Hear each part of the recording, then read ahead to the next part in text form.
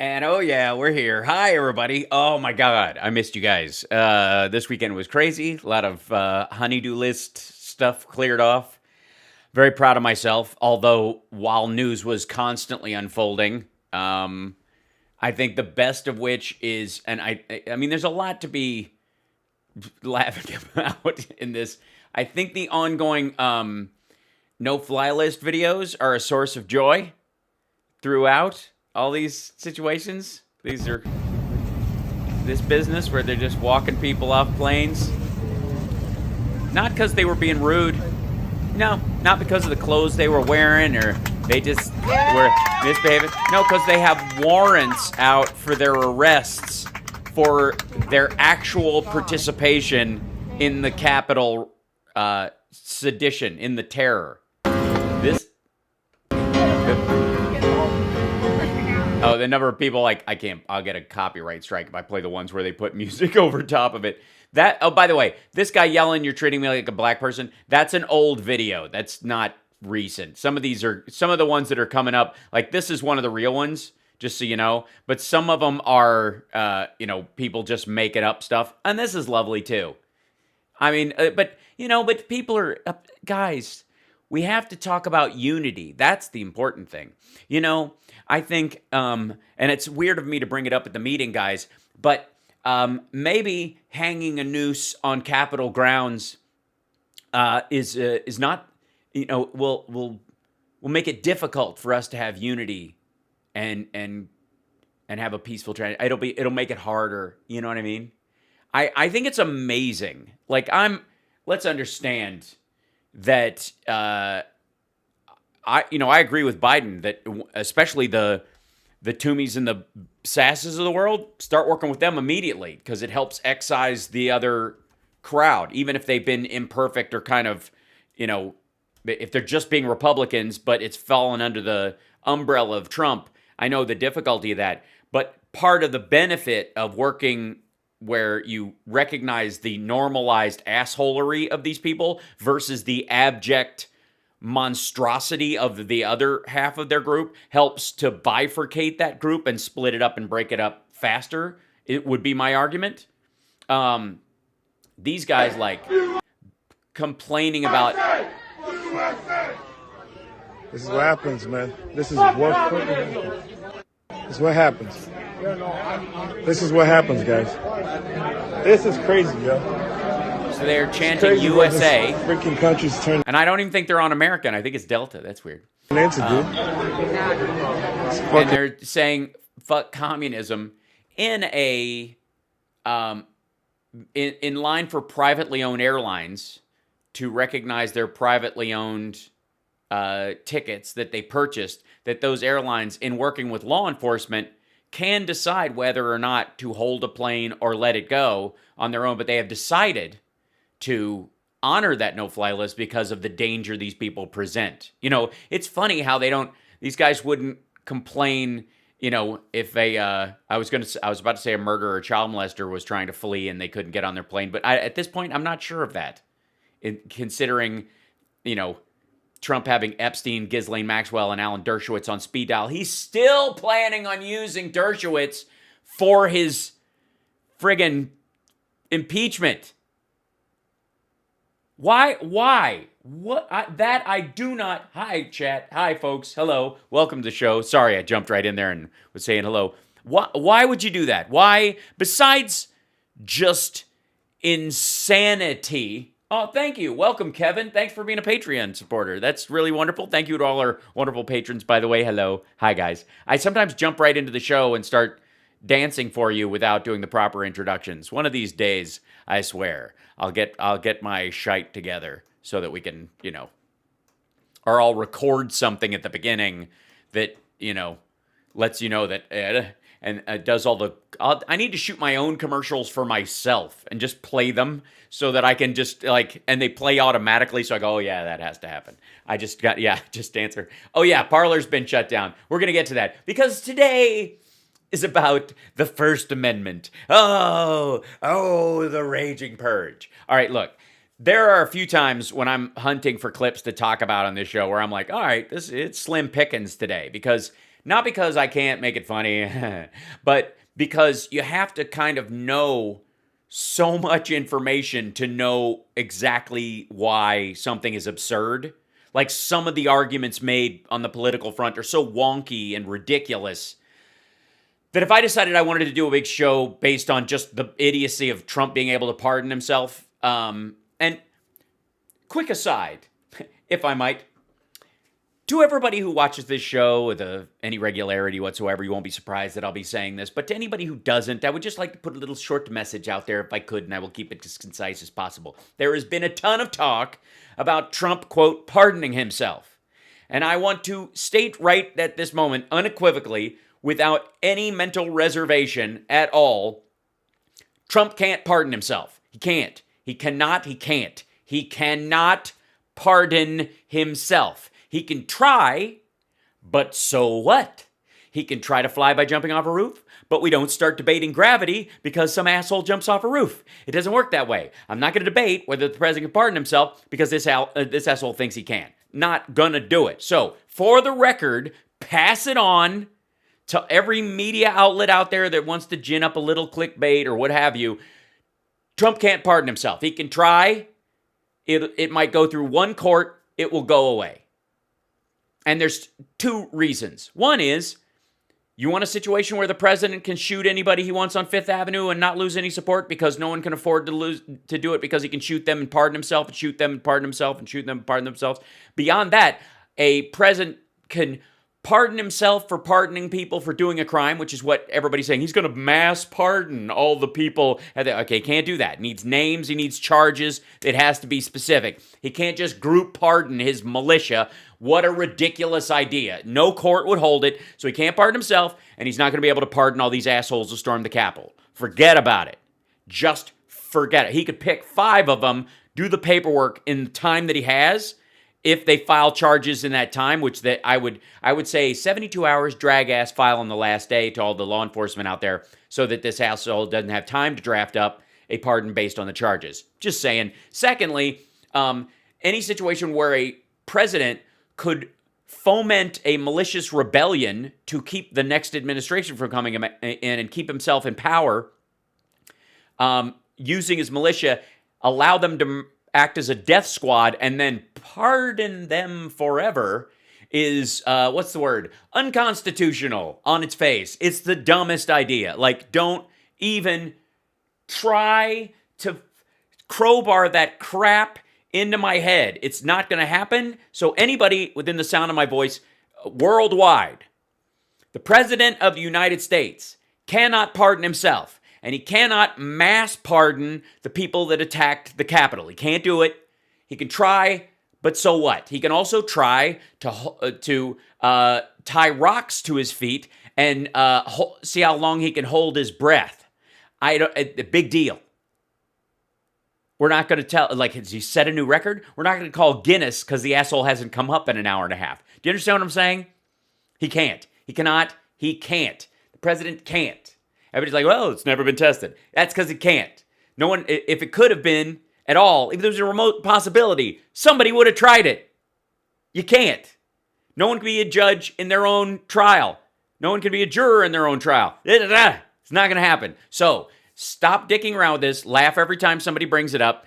And if there's anything that even remotely comes from this, it will be watching Trump go through the motions of watching himself not only have his pardon thrown out, but have it used as evidence that he was aware of his guilt of the crime they were actually charging him with that he tried to use the pardon to get out of. Boom! Done. Done. Done. Sick of that shit. It's driving me crazy. I said concise. For me, that's concise. I mean, Can't Stop Lying knows I could have a little aside that lasts a half an hour. I've eaten entire segments when I'm like, I'm just going to get, I'm going to, right before I take the caller, I want to talk about something, and then the show's over. So, people know this. Can't do it. The title of that clip is, he can't pardon himself. He can't. Trump can't pardon himself. Nobody can pardon themselves. Shut up. No one. God, it just aggravates me. It's the dumbest thing. Okay, so again, that guy got arrested. They're still looking for this guy. That guy got arrested. The dude with the flag is the main one that everybody is looking for. This lady is just wonderful. Elizabeth from Knoxville. Did she get arrested? Oh, no, that's the different one. I can say they're just cutting stuff together. This lady was crying about being taken off a plane and added to a no-fly list. Gee, I wonder why they got added to a no-fly list. They're starting to go, you know what, maybe this Antifa thing about wearing masks is a good idea. It's a little hard to blame Antifa. It's the no-fly list. Me chilling and walking on, I'm not on the no-fly list as some of those dramatic Q-Cugs clan. Oh, God. Like, it's just, yeah. Good times. Yeah, everybody knows. Thank you, Heather. Yes, thank you for the hype train, people. Bless you. And RBA Girl, thank you for the sub and for gifting the subs. Thank you, Debbie. And welcome, everybody. So, by the way, this is probably the biggest piece of news right here. This is huge because a good portion of these companies, wow. I mean, it's free publicity. How often do you get what $1 million worth of what would be the price tag? $1 million worth of positive publicity each one of these guys is getting, these companies, by not giving your money to someone. Right? Am I wrong here? Like, by not giving, Matt gets $6,000 every cycle or $10,000, every cycle. I get $1 million of positive press. Like, who doesn't make that? That's a PR decision. That didn't even have to go up to the board. Put that pic on Twitter. Okay, I will. I'll retweet it right now. But these are just for starters. Marriott was the first one.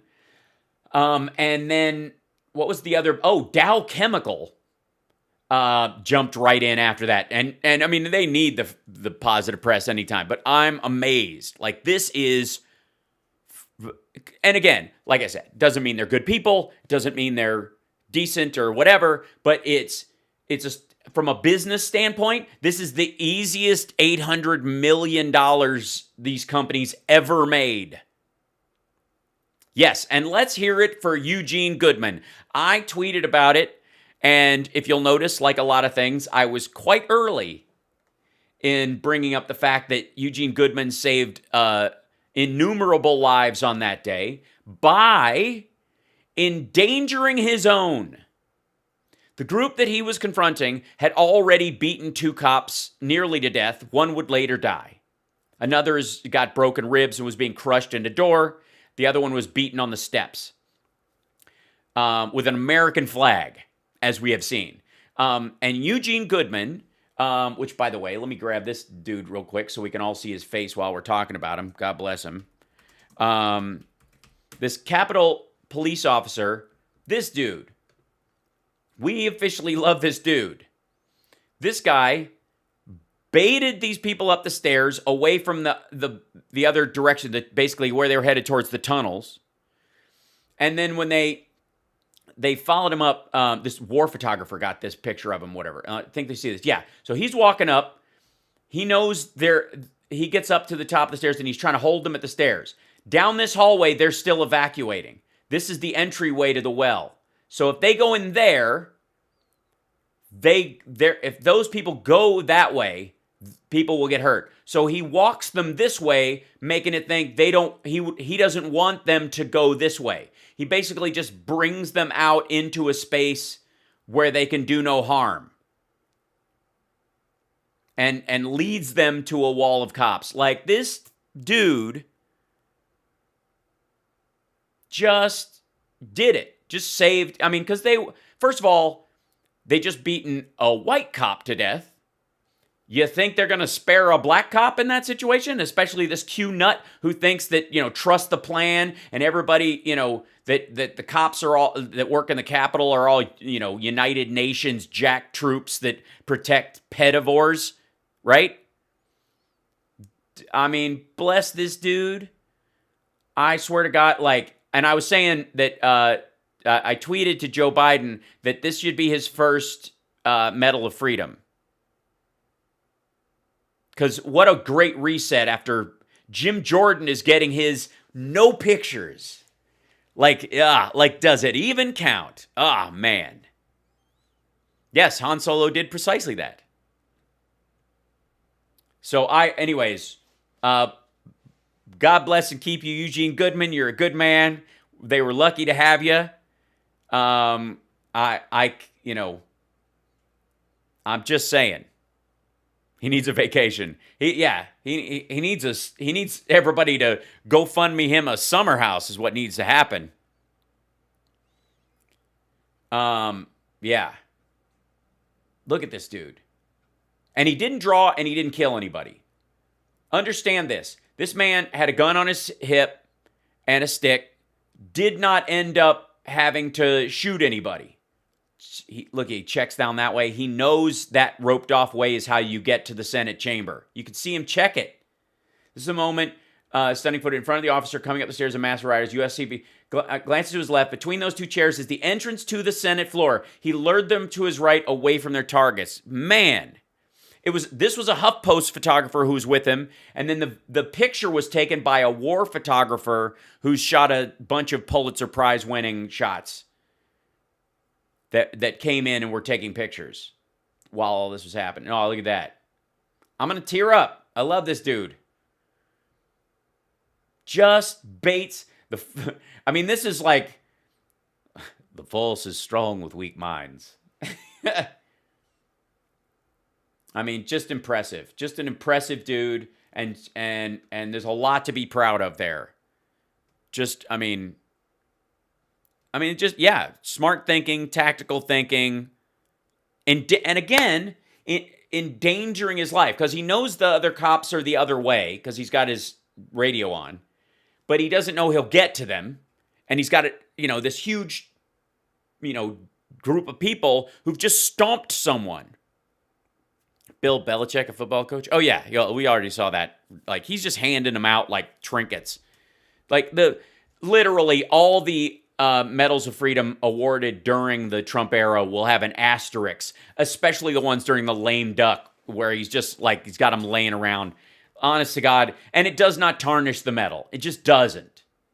Nothing can tarnish that medal. The other people who get it are too good. And after Eugene gets one and Dolly Parton gets one, we're going to forget all about the fact that Devin Nunes is trying to brag about his as it hangs over the one pump he's allowed to touch in the Stockton gas station. They allow him to work on release.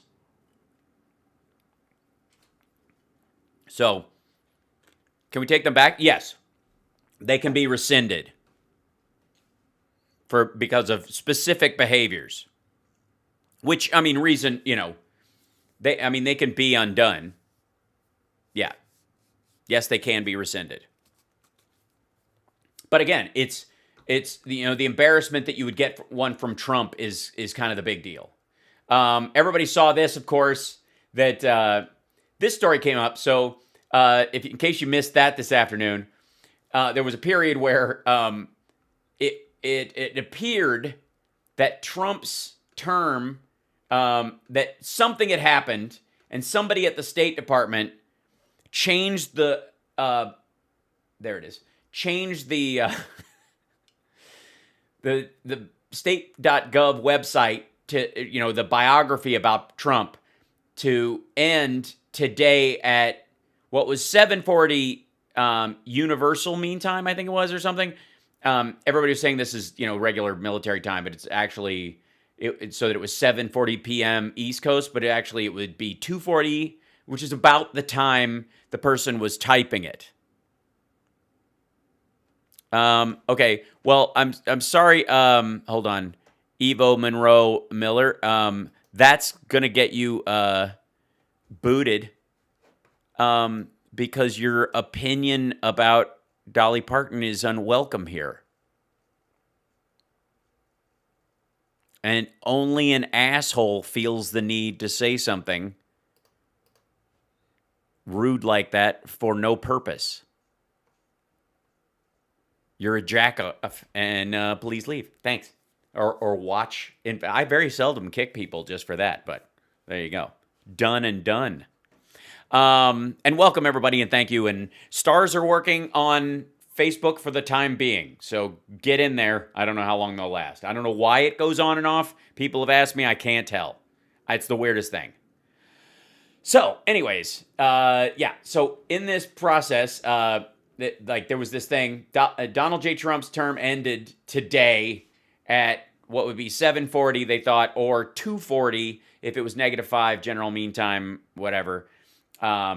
East Coast time, which is about the time it popped up and started making its way around. Like as soon as somebody did it and then hit share, basically is what happened. And then it spread across the interwebs.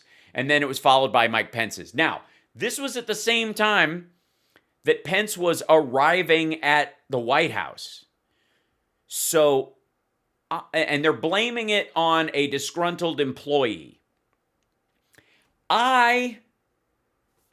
As much as I don't doubt that there's plenty of disgruntled employees dicking around in there, especially in the last days. Would not be surprised at all if that was the case. But I also would not be surprised at all if Trump quit and then said, no, I don't quit, or whatever. And they just started going through the process this morning to finalize it. And 12 hours to the minute before 1940-41, he filled out the paperwork and then tore it up. That's also a very strong possibility that there was some sort of in 12 hours from this writing of this, or from this moment, or 24 hours from this moment, like last night they did it and he filled it out and then he tore it up and it didn't, that kind of stuff. That's my theory. That's my sidecar theory. Occam's razor, and then there's Occam's butter knife. That's Occam's butter knife. Occam's rubber mallet is, of course, that Pence arrested Trump. And he's now hiding he's now locked in a cell in the White House, which is what the Q people believe. Yeah. That Mike Pence is president because he, by himself, invoked the 25th, took over the presidency, and is now running things. As if anybody is running things. And then Chad Wolf quit. That happened. I don't know if you guys have heard that, but Chad Wolf resigned, which, in a lot of these... Let's see if we can find, see if he's even still trending. Nope, not at all. Okay. Yeah, acting DHS Secretary Chad Wolf is stepping down effective today at 11:59 p.m., which sounds like one of these situations where they filled out the stuff. Yeah, so, I'm sorry, you quit your acting job? How ironic. Yeah. Did you actually have a job? Do you even DHS, bro? But yeah, so he's done. And I forget who's taking over his place. Somebody mentioned that it was one of the deputy secretaries of state or something is taking over. Anyways, ridiculousness, more ridiculousness from all these things. But I want to address today. Hi, Francie. Hello, everybody. Hello, Billy Hutchings, by the way. Love to you, sir. Hi, Francie. Hi, Nina. What's happening, Christopher? Yeah, Hazareth. I quit. Right, that's what everybody's doing. Yeah, the FEMA admin takes over. That makes sense. When will Kaylee quit? Never. She has to go down with the ship. In for a penny, in for a pound. Venmo does not take a cut, folks. So thank you for asking. It's just it's a little normal fee thing, but it's minimal. It's like 1% or something, or 0.5%. It's very little. Everything else takes way more. That is obviously the cleanest path. There you go. So, but anyways, yeah, Kaylee's she's gonna go working. That's absolutely true. Serious 80 mil. Kaylee has a job at Fox when she's ready for it. So there is no. Oh yeah. By the way, you like my shirt, guys? Because I thought I'd just rub it in. So, couple of things. The First Amendment. All right, so there's a lot of talk about the First Amendment, literally to the point where almost every video that I see on YouTube about the scrubbing of seditionist terrorists and their support structure from the private companies on the web that allow people to interact together to talk about music and shows they want to binge and share family pictures and all the shit that social media is for, and want to help foment rebellion in the DMs, are getting deplatformed by the people who don't want to give them a free service. But apparently, it's communism. I have to do this. Okay, so see if I can show you this. So Parler, I have to see I forget what the name of the. Yeah, this is so funny. This is so Dan Bongino, who, all political problems aside, and how much I think he is clearly an asshole, is battling cancer of a very scary nature right now. And so, to him, without any reservation, I wish him quick healing and much health and a long life, so that I can continue to call him the asshole he is until he changes his behavior. Got it? That's how I live. I wish no ill health or death on anyone at all. Even people who I believe probably, technically deserve the death penalty. I believe they should be in jail forever, because you can undo that. If you made a mistake, you can fix it. You can't fix the death penalty. That's my reasoning. You don't have to agree. If you do, that's fine. But this is my line, right? And I live my line. I have, the moral and ethical lines that I have are very distinct. And I have a lot of fluidity in other areas because I'm not a judgmental asshole or a moralizer. But there are certain areas where I just won't go beyond, right? It's like that. It goes in with the whole not drinking and not doing drugs. I don't do either. I'm never going to. I have no interest in either. However, if you do, as long as you're safe and don't harm anybody, I don't care. I really don't. I would advise against them. I would talk to you as fervently as I could, but that's a line for me that I hold. The same thing is true of things like this. And Dan Bongino, well, let's show this part first, shall we? Hold on one second. So let me show you. This is Dan Bongino, which, Bongino, I'm looking for some tippy for my bunghole. Bongino. Dan Bongino, tippy. Listen to this description that Sean Hannity gives this asshole. I mean, that asshole gives this. Well, I'll show you what I mean in a second. Hold on. Let me drag this down here so you can see it. Here we go. Joining us now with more Fox News contributor. Oh, God. Dude, first of all, you're happy to be there. You're on Sean Hannity's show. It's one of your favorite places. It's your warm place. It's your happy place. It's your snuggle space. You're glad to see Sean. I know his face in a monitor makes me make a face like that a lot of times, but you like him, allegedly. Secondly, you're in Miami. Hey, look at the background. How much fun can we have? Look at that. Alligators and dancing girls, and they're shooting CSI Miami, and yeah, like you're in a party town. Smile. Oh, it's just a green screen. Oh, well, I guess all's fair and love. I'm not in Dostoevsky's prison cell, so whatever. Jesus, ease up, dude. Dan Bongino, and he... Bongino! Shut up, dumbass. He has been very Bongino. Sorry. Public about it. He's a small investor. Yeah, he's a small investor in Parler. You know, how people who bought Bitcoin at $5 are small investors in... Right. By the way, was... You know, you got in very early. You got in very early. I'm jealous. You were smart, but more... Yeah, you were smart. You were oh, man. You got in there mwah, on the ground related from mwah. Importantly, I want everybody on Twitter, Dan, now anytime they tweet, Anytime you tweet, I want them to hashtag and open up their Parler account as quickly as they can. And also remind people I'm moving to Twitter. I'm moving from Twitter to Parler. to Twitter, from Twitter to Twitter. I see. Good. Well said. You should host a television show. Moving to Parler. I'm moving to Parler. I have a Parler. Yeah, say Parler again a couple times to screw up, fix the fact that you just told people to move to Twitter because Parler is a dumpster fire. Parler account, but I'll let you take it from here. Yeah, you got a Parler account. What are the odds? He's got a Parler account. Let me tell you what. A Parler account. Yeah.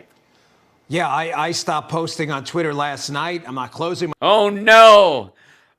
Say it isn't so. What do you think the odds he starts again if he doesn't get booted? my account there, but I won't be posting there any. No, Chasey, don't say let's take over Parler. Two things. One, Parler wants all your personal information. It wants your social security number and a picture of your driver's license and your ID. I'll show you this as we share this, but I don't want to get the cart before the horse. I'd say don't get a Parler account, but you can't get a Parler account because, yeah. So anymore. Just wait. Ironically, this all happens today. Sean, these It's so ironic. big tech, the big tech, big government symbiote, because that's what it is. It is. It's like a Borg. It's you know how like the Borg wants you to join them, but if you violate the Borg's terms of service, they turn you back into a person and let you go. It's like Venom if he didn't give a shit about being bonded to your body. It's like the alien in Alien if it didn't like your face. Symbiote.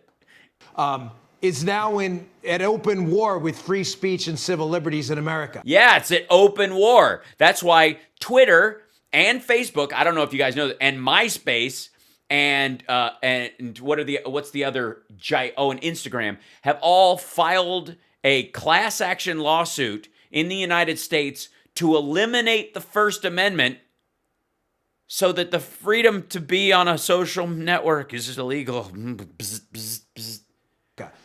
Listen, I'm not making a First Amendment argument for you here. What? Because that's what it is now at open war with free speech and civil liberties in America. Listen, I'm not making a First Amendment argument for you here. These are private companies. Then what the hell did you just do? What are you talking about? Yeah, Snapchat. What? You just did, asshole. You just did. I'm making an even more dangerous argument that a Second Amendment argument. If you don't let me post nude pictures of children on Twitter, I'll shoot you. Is that what it is, Dan? Is that what you're going for? Am I summing up your argument? these tech companies are more powerful than the government and will have a more pernicious effect. What? They are not more powerful than the government. Start your own server. Put it on your actual on a computer. You can run. Ask any real estate developer. You can get an Apple Mac Mini, couple of hard drives, and you can run all the text you want. Makes memes a little harder. You're going to need to charge something to get on, but I bet you it'd blow up. Huh? You don't need to you don't need to borrow or rent cloud service. Make it yourself, Mr. Bootstraps. Boo-hoo. Boo-hoo. Effect on civil liberties by engaging in open war with free speech like they're doing right now. I can back that up right now. Yeah, let's hear it. Let me guess. Amazon's kicking Parler off of their server system. And Parler has a couple of options. Disappear or go find another server. I don't know, maybe the ones that host WikiLeaks and DC Leaks in Russia are a good option. They're basically free. At least with government, you have a process. If you're arrested by the government or fined by the government, there's a process. That's, the law. Oh, you mean like when they put Trump on a 12-hour suspension and then they let him back on, or they, they give people a couple of strikes and they get put in Twitter jail, and then after a while you get permanently suspended from a publicly available free site that the only price of admission is you don't shit on the desks? Law and order, that's the order component. You can get a lawyer and you can fight back. That's not what you have. We have been threatened by Apple with 24 hours notice with nearly... You weren't threatened. You didn't meet the standard. You refused to meet the standard of social networks available in the App Store. They were letting you get away with a crime, and they decided not to. The reality was you were getting a pass this whole time. No legitimate recourse whatsoever, Parler, that were going to be taken down from their site by a monopoly company that monopolistically... A monopoly company? Meanwhile, you were also on the Google App Store, and they kicked you off too, because they couldn't kick you off the Apple Store because they're two different goddamn companies. By the way, just for the record, many of you know I'm a Mason. Masons have our own app. We have one for our lodge where we can talk to each other. It's not available on the App Store. You can't get it on Google Play or whatever. You have to get it from our lodge via it has to be given to you digitally, a key to have it. You download it from the actual website and then you use it. It's got a very limited user base, but it's not available on Apple or Google. It maybe could be, but we don't even pretend to because we want our own level of privacy with it. So we don't expect that openness on the open market, so we keep it to ourselves. Now, it could probably hold, like our app alone has probably, a couple hundred people in it per lodge, but the Grand Lodge or any of the states could have thousands upon thousands of people. The UGLE, the Grand Lodge of England, could have, their app could have, millions on it, and it's a private one. And it costs money, and you got to pay for it. But hey, proud to be an American, well, at least I know I'm free. Controls its app store. Even worse, Twitter bans the president of the United States while China's still posting about sterilizing Uyghurs and the Iranian... Yeah, but that's the Chinese diplomatic message, and people know to take it as the Chinese diplomatic message. They can say whatever they want because we balance it against reality, and we don't have control over what they're saying. That is a diplomatic Twitter account for a country. We know to take it with a grain of salt because we didn't elect the diplomatic corps of China. See how that works? But as an American company with the American president, the assumption is that he's got to live within those parameters. You see? Yeah. All right. Iranians are running their Death to America account? And to the liberals laughing about... No. There's one more point I want to make on this. The Iranians don't run a Death to America account. Hashtag Death to America, really? Is that that's what he thinks is happening? Because there are many. Go to any social media platform and you'll see it. To the liberals who think this is funny. I do think it's funny. I think it's very funny. I think you're leaning into the camera is funny because I can picture like Sean Hannity just like, dude. Remember, famous last words in unprincipled revolutions, not bedrocked in real principles, and there are no principles here. You mean the assholes charging the steps of the Capitol? And thank God it was an unprincipled revolution for a serial sex-offending phony billionaire, or these assholes really would have had a kill list? Other than political ones? They're coming for you next. Famous last words in the French Revolution were, no, I was on your side. I don't think they believe you because you're speaking English, you understand. Who is this man who's speaking English to us? I don't know. No, I'm on your side. Who are you? How did you get here in the middle of the French Revolution when there's the... How do you have an American accent when there are not any Americans per se yet?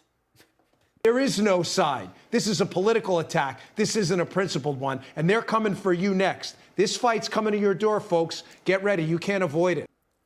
Yes, I can. Yeah, I can.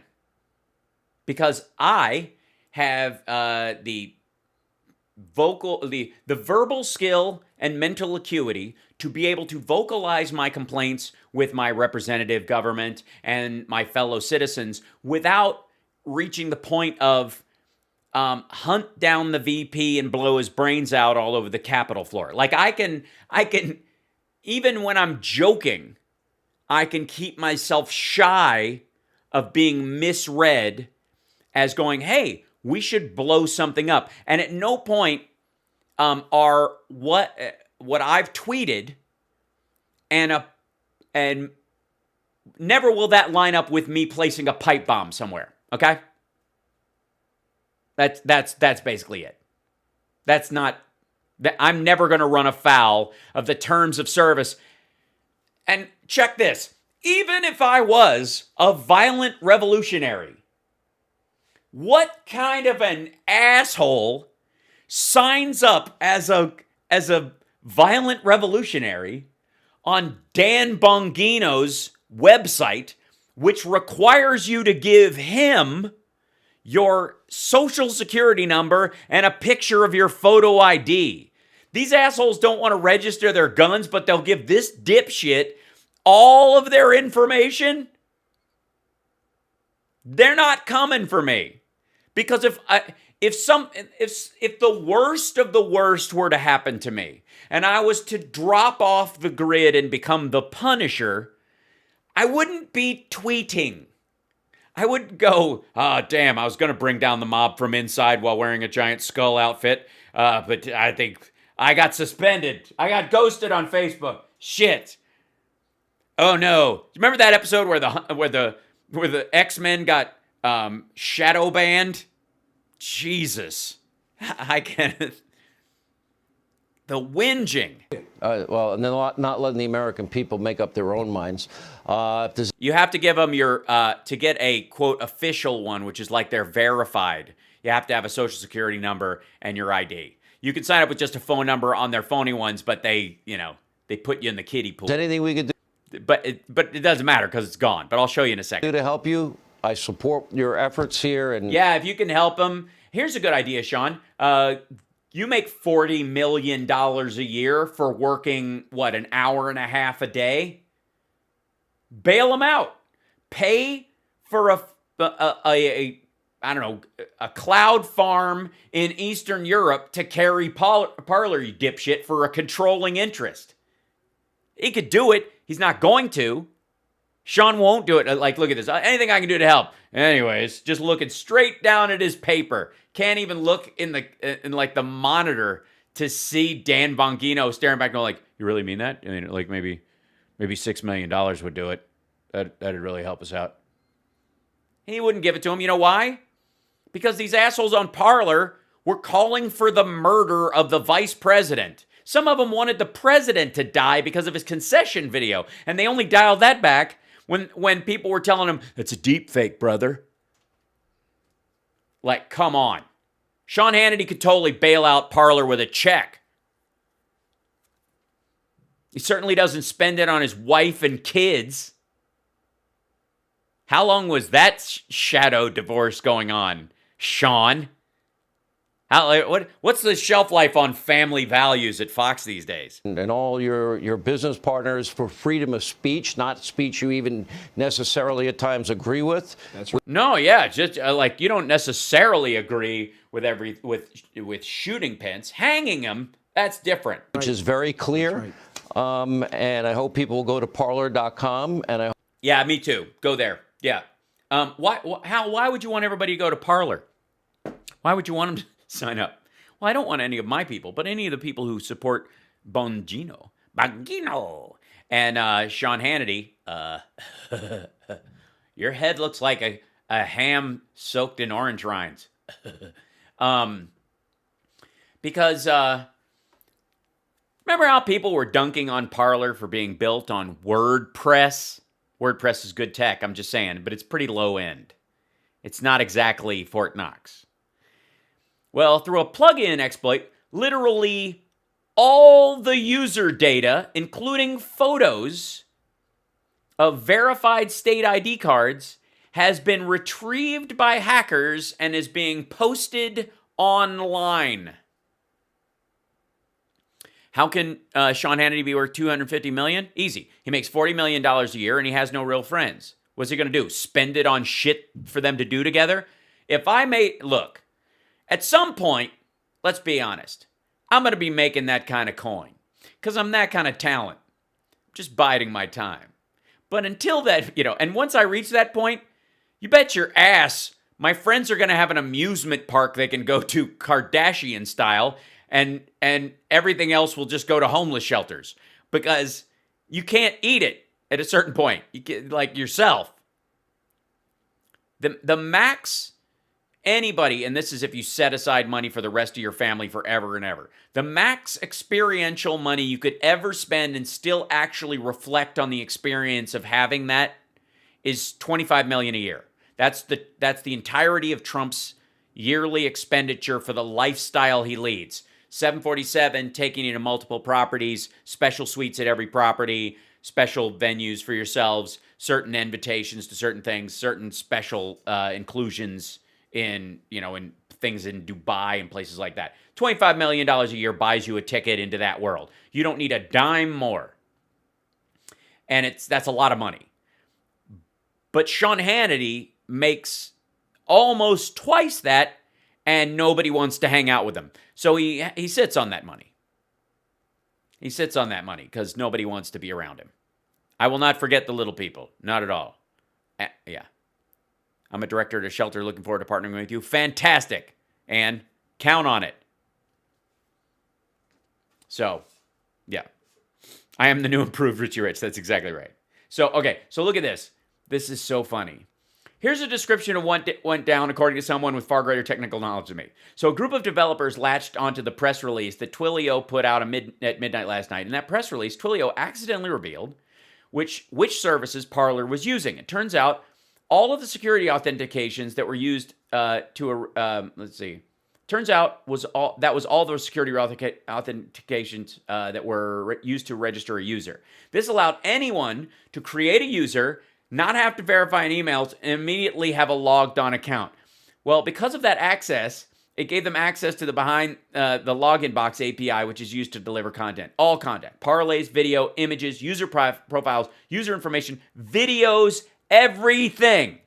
But what it also did was relieved which users had administration rights, moderation rights, etc. Well, then what happened? Those user accounts that had administration rights to the entire platform, the hackers, internet warriors, call it what you will, were able to use the forgot password link to change the password. Why? Because Twilio was no longer authenticating emails. This meant they would get directly to the reset password screen of that administration user. This group of internet warriors then used that account to create a handful of other admin accounts and then create a script that ended up creating millions of fake administration accounts. That's why there was this huge blow up of accounts on Parler. Everybody's going to Parler.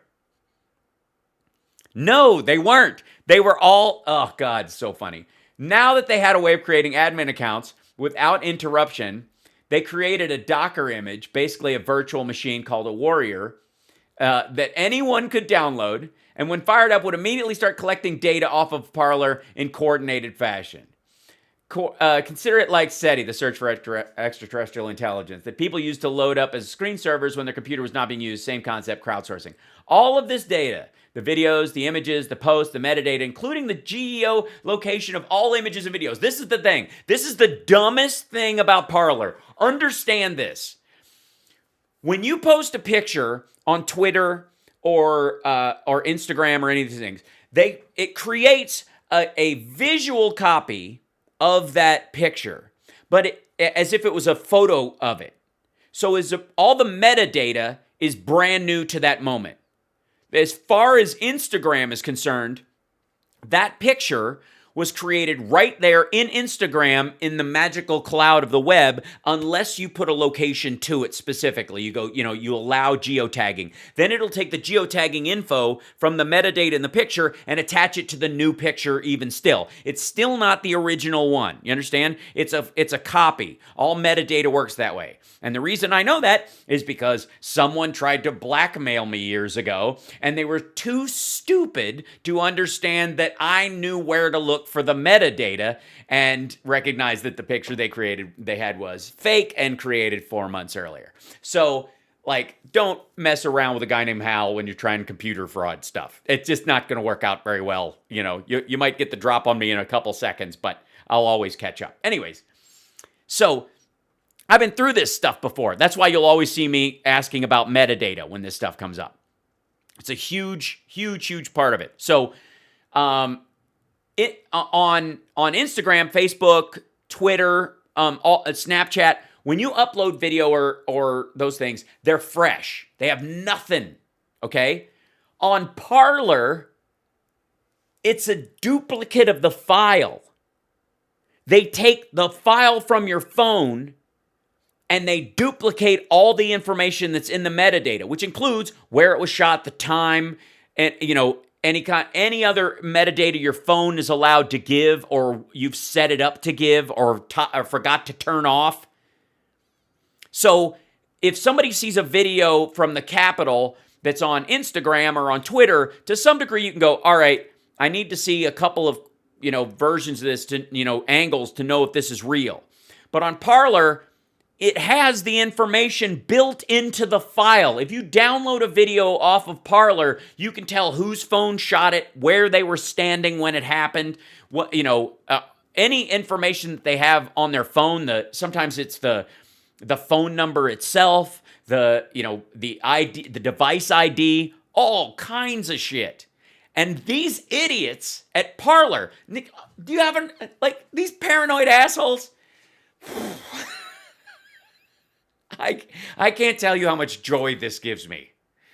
Uploaded all this stuff. Yeah, that's why the whole thing that Chris Titus was talking about, Parler being a big FBI sting, has a little weight to it.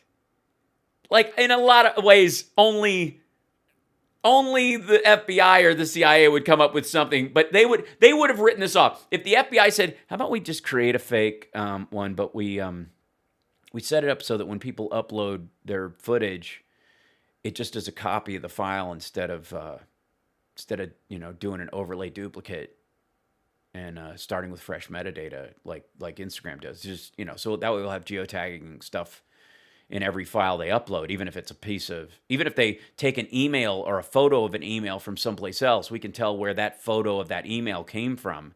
So let's say Elle Lynn Wood or Sidney Powell are uploading photos that they got from somebody else overseas. We'll be able to see the trail of duplication that came with that file. Guys, none of these assholes are going to be stupid enough to use that. Can you imagine? And this is Parler. Free speech. All of this data. The videos, the images, the posts, the metadata, including the geolocation of all images, videos, and connections to the accounts that posted it, has been, since midnight, being uploaded to various cloud drives and storage arrays for the purpose of archiving this information for later retrieval by law enforcement, by the public, by open source intelligence communities. And the kicker is this. All the information was thought to be secure and private by individuals who were making the posts. A significant number of these individuals went through the process of being a, quote, verified citizen on Parler. What does that mean? It means they uploaded a picture of the front and back of their real state driver's license. I'm positive the FBI has been actively soaking in this information along with the internet warriors, but this is how they are going to officially track it down. And it's how the FBI, DHS, and FAA have been able to immediately and exhaustively create no-fly lists. The no-fly list, oh God. The no-fly list is largely based on Parler's membership logs. And as soon as Twitter started purging people, they all ran there. And they all signed up for verified citizen status because that was how they showed fealty to Donald Trump. Oh my God.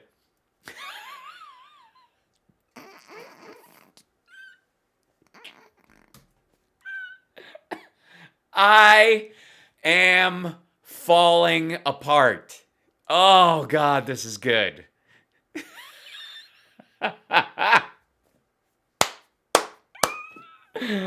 Oh, okay. Oh, shit. It might seem like a small geeky glitch or hack, but in the age of information warfare, this is the silver bullet for the people who use Parler as a place to organize their efforts.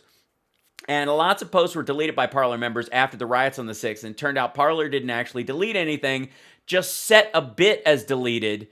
Guess what has access to all deleted content? Oh, I have to show this. Hold on. Guess what has access? Oh God, this is so fun. Oh, this guy. Hold on.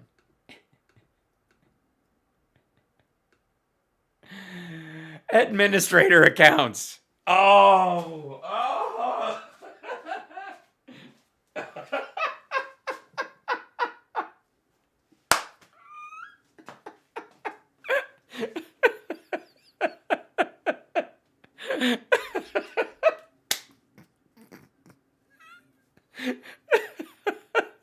Oh, this is from. They made millions of free administrator accounts and made them available on like every hacker database to just start. Oh God. But please, Dan Bongino, tell us all about free speech, brother. You made everybody on your list, including, in theory, because he's a verified citizen, although he probably got it out of being friends, so he didn't have to upload his shit. They probably just turned the switch on for him. But in theory, they got all this shit on Sean Hannity, too. And all of his DMs with Bongino and all of his deleted things. Oh, God, this is so good. Oh, yes, right, Steve. Nothing is... No, they haven't found the hackers. It's a bunch of hackers. This is so good. You'd have to... guys, I don't know if you can understand how beautifully dumb this is. This is just gorgeous. How stupid. Okay, this guy continues, not going to post any links to breach data because this guy's trying to be, within his ethical circle. That's cool. But you can easily find it yourself. Another thing to note is that even if users were unverified, the website by default did not scrub EXIF data from photos and videos. So there's where they took it. That's exactly, you want to know here. There is, let's see if I can shrink this down so you can see it. Wherever you took a picture, see that? There's the latitude and longitude of where you were standing and which direction you were facing. Whether you were streaming it or whether it was just a picture. And this, okay. So the verification thing that they did to do the verify, and have everybody upload their shit. They didn't use the paid version of it. They used a free version, a trial version of the software. The kind you're like, use this for 30 months and then maybe pay. And they never did. Oh, God, this is gorgeous. Parler was using a free trial software to store and verify all their user identity up until it terminated it yesterday. So they shut it off when all this shit was happening. We were notified that Parler was using a free trial of Okta's product, and we have terminated Parler's access to Okta platform. So they turned it off, not Parler. They were using it for free. They weren't paying for it. They were these thieving idiots. Oh, God. Oh, it's so fun. We will support organizations across the political spectrum. Our platform will not be used for threats of violence or illegal activity. So Parler's right out.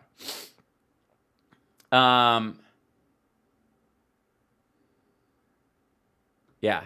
Hey, Okta, you want to keep Parler as a customer, perhaps? Would be a shame if you continued to service them. This is these people who are posting this stuff. Oh, God. Just, laughing. This explains why, despite the fact that this person's been banned 4 times, I was able to make an account yesterday with the phone number 123456. They were banned on Parler, by the way. That's what they mean. I was able to make an account yesterday with the phone number 123456789 because they shut off the administrative limits on stuff. There's got to be like one conservative who knows how to make a website without WordPress, right? There has to be. There you go. The closed system that is nearly impossible to hack is being used by the... Okay, this is fun. The closed system that is nearly impossible to hack that's being used by the U.S. Department of State for Trump and Pence bios is WordPress with SEO plugins enabled. Okay, so this... When was this posted? January 11th. This was at 1 o'clock today. This is the same system where they used WordPress to post the updates to this part, the blog part of it that inserts into the State Department's website. That's why that person was able to change this. The timestamp on Trump's page changed multiple times. They kept doing this. That was the one that froze on there. Oh, God, it's so funny.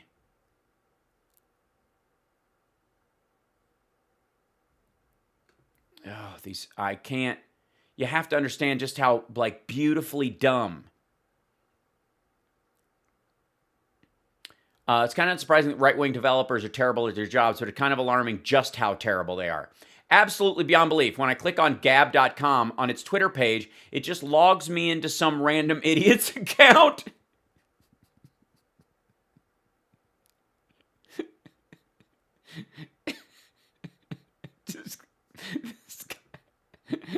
This guy 9+8 Patriot. You could just post as that person if you just click through their site. Oh, God.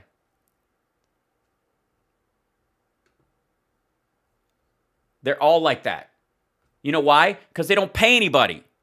Because these bootstrappers who believe in the free market want to cheat and barnacle their way on top of everyone else. They want a WordPress site that competes with the security of Twitter, Facebook, and Instagram. So they can do it on the cheap. They want to host it on Amazon, even though the president is calling for Bezos' head every day. Understand that. Just put all this other shit aside and understand that Parler is hosted on Amazon. And then remember what Trump has said about Amazon, Bezos, and the Washington Post. Like, just that alone, right? Christ. God, I just... Schlack, this is my favorite thing so far today. I was falling apart. The fact that they were using the free trial of Okta was the amazing part of it. Because I used to use WordPress for mine. And by the way, at any point, if anything newsworthy happens, you guys are going to have to tell me because Jesus. That guy got arrested. His mother says that he hasn't eaten since Friday because they won't give him organic food. Matt Getz, of course, is being his usual stupid self. Look at that. Let's see. Yeah, this is the guy who came up with the January. This is Ali Alexander, by the way, in the video he took down. The guy who everybody says looks like Sammy Davis Jr. So I want to let you guys know how we're responding because I was the person who came up with the January 6th idea with Congressman Gosar, Congressman Mo Brooks, and then Congressman Andy Biggs.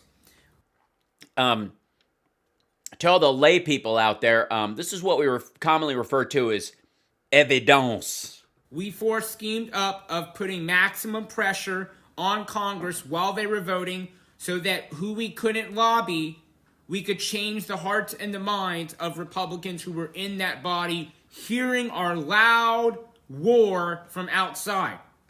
Okay, loud war from outside.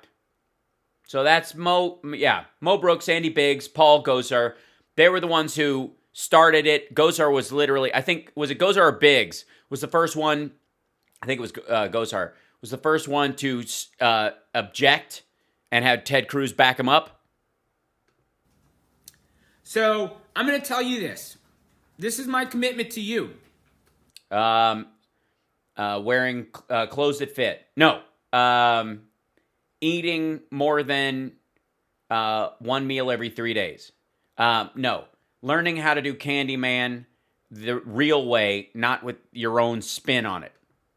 Any hotel that shuts down. Any hotel that shuts down. I can't not. How do you not? I mean, honestly. Me and my team at StopTheSteal.us. Me and my team at Stop the Steal will find room. We'll find a way for those people. Period. If you trusting. So I'm going to let you guys know. If you too. Yeah. And by the way, that's the police officer they dragged out. That's the guy that beat him with the flag. Yeah. Yeah. Murderers. Let's just be abundantly clear. Okay, so in all this thing, I know a lot of you are still going to say that I have Glenn Beck studio envy. But piece by piece, by God, we're going to get there. Thank you, patrons. I'm not going to have the big Saddam Hussein light up wall with my name on it. I'm also not going to have the pathetic, I don't need that TV anymore, so I'll put it just over my shoulder and put my name on it, David Pakman one either. There's got to be a middle ground.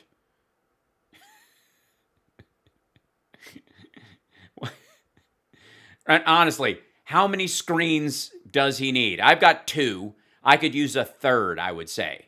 If I had one here for copy for other stuff, that would be one upright like that. That would be pretty badass. But right now, as it stands, I'm using like 2 old monitors that I've just all right, they can stand the workload.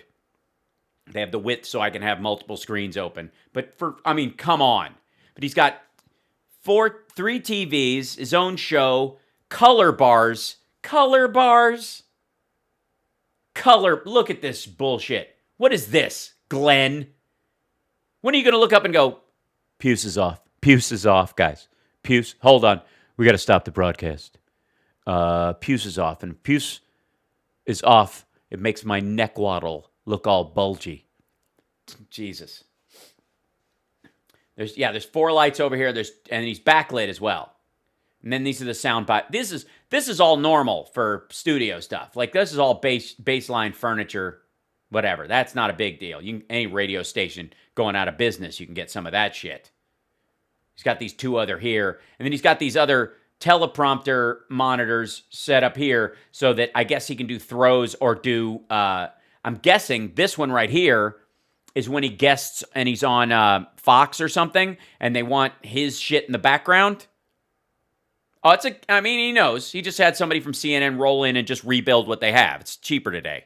You don't need to spend that much money to have all this shit. So, this used to be a $500,000 studio, and now you can get everything in here for $25,000 probably. You just got to have a decent-sized garage or an apartment your wife doesn't know about. Right, Glenn? Anyway, gang. Giant laptop because he's blind. Control room because you need to have people going legally. But big tech, this one's called Big Tech Far Left just made historic moves against freedom. Damn. Sounds serious. I think you feel it. Oh boy, do I. You're scaring me. If you don't, maybe you're not paying attention. And I know I'm paying attention. That's why I have to turn this up a little bit. What was that again? I think you feel it. What'd you have in mind, Glenn? If you don't, maybe you're wearing gloves. Maybe, vinyl's not your thing. If you don't, maybe you're not paying attention. And I know a lot of people that are just disconnecting from the news and disconnecting from what's going on.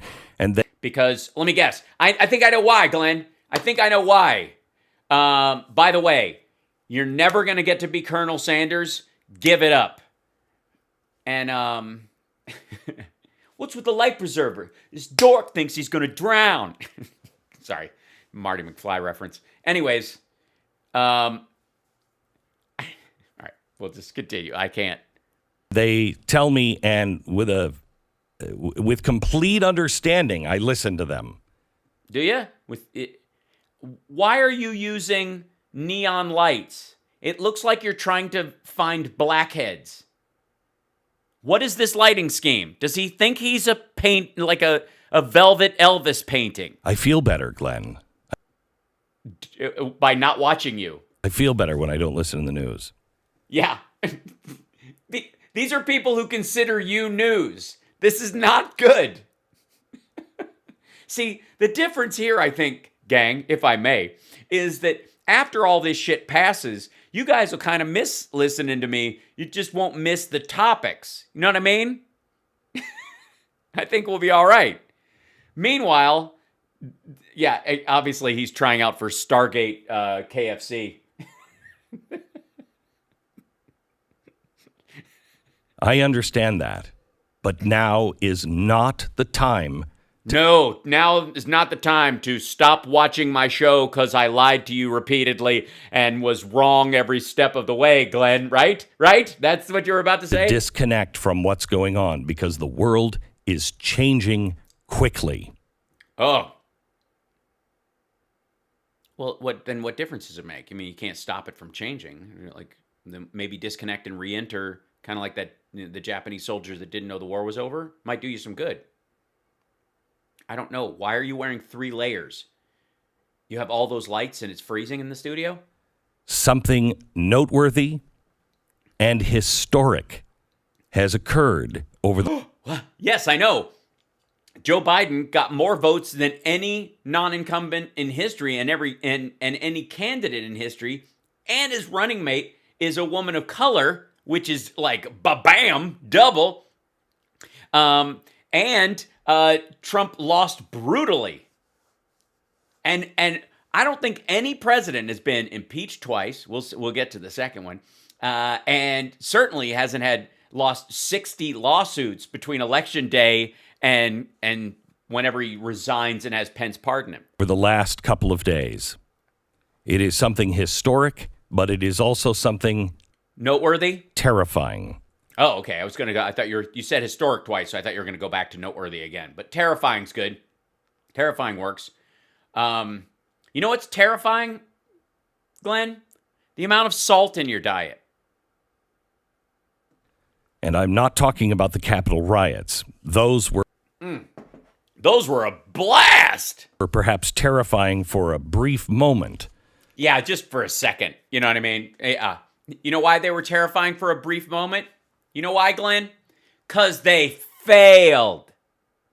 That's why. They would have been terrifying forever, but they failed. Just like your show on CNN failed. Just like your Fox show failed. Just like Trump's presidency and everything he tried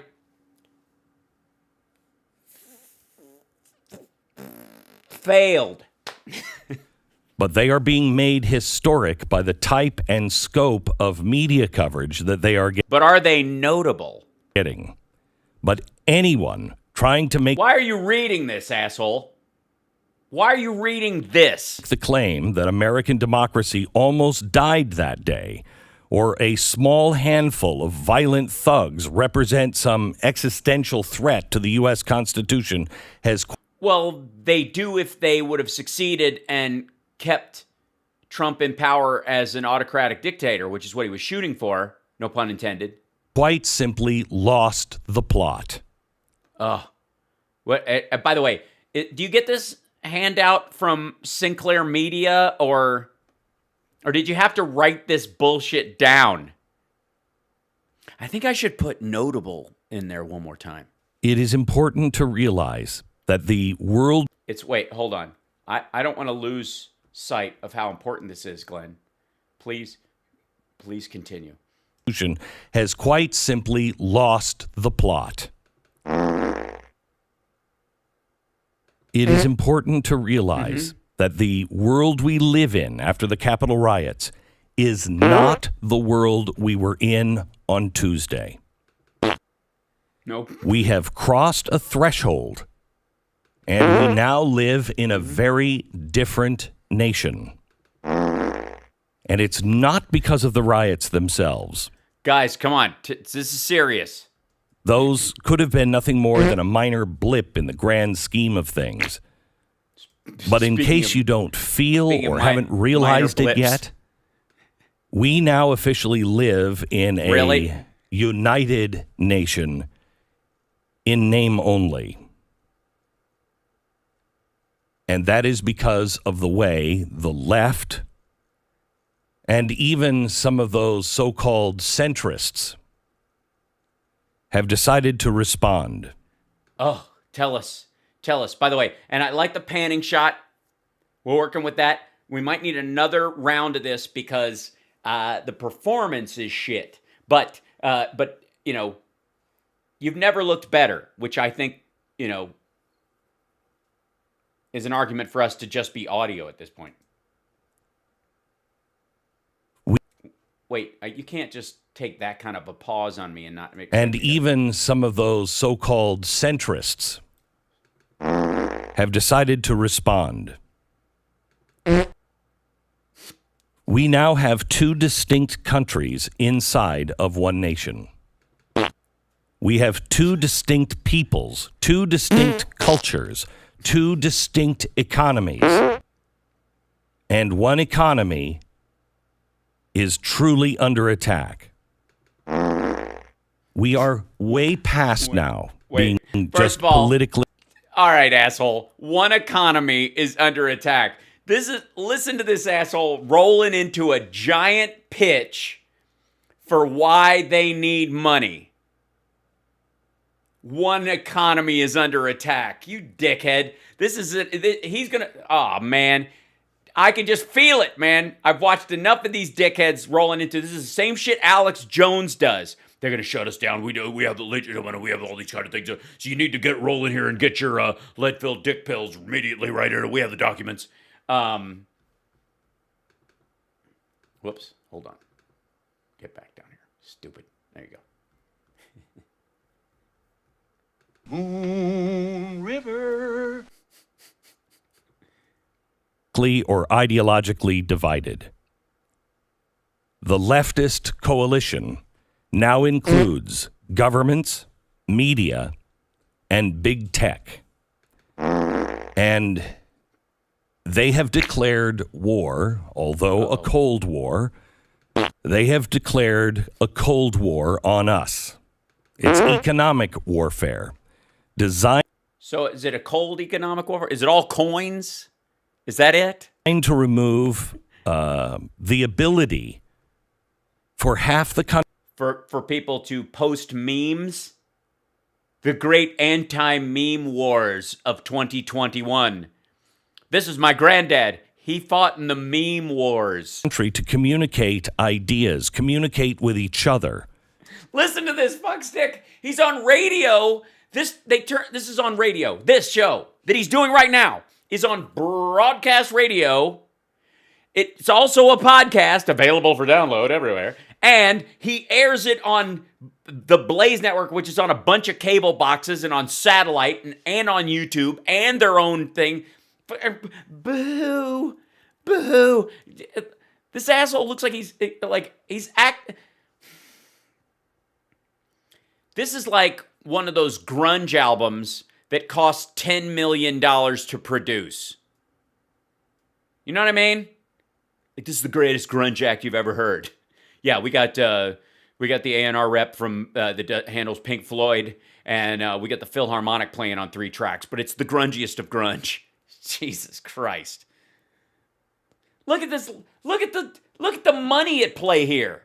Look what else. I mean, besides, obviously the do need work and the outfit's kind of down home.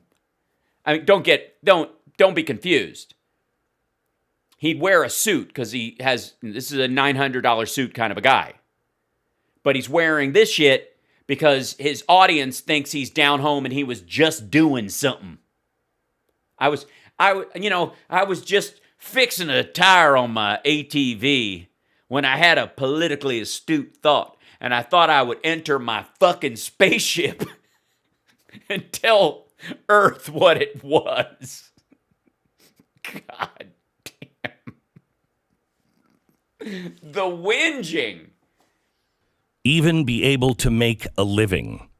Oh no! Say it ain't so.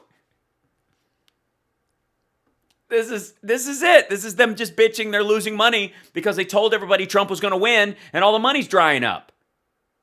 We have seen hints of this in the last few years where credit card companies and banks have refused to do business with firearm companies.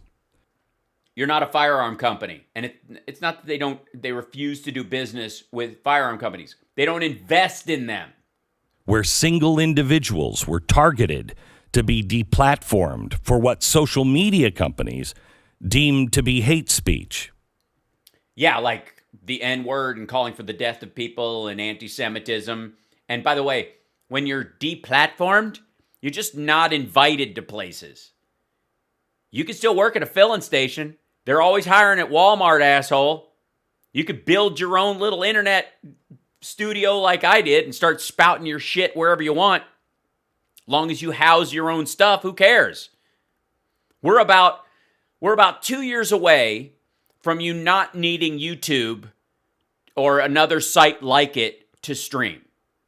We're about it, like where compression and storage equal a point where you can compress stuff after the fact if you want to store it and allow people to watch it, and that enough cloud computing all over the world is done as kind of a buffer as opposed to an actual storage point, to where you don't need to, YouTube's permission or whatever. That's the next big hurdle we'll deal with in about 2 to 5 years. But listen to this. This guy just got to look at his checkbook before he came in. Deplatformed. Those were trial balloons. Those full of heroin, and you took us. Were probes to see.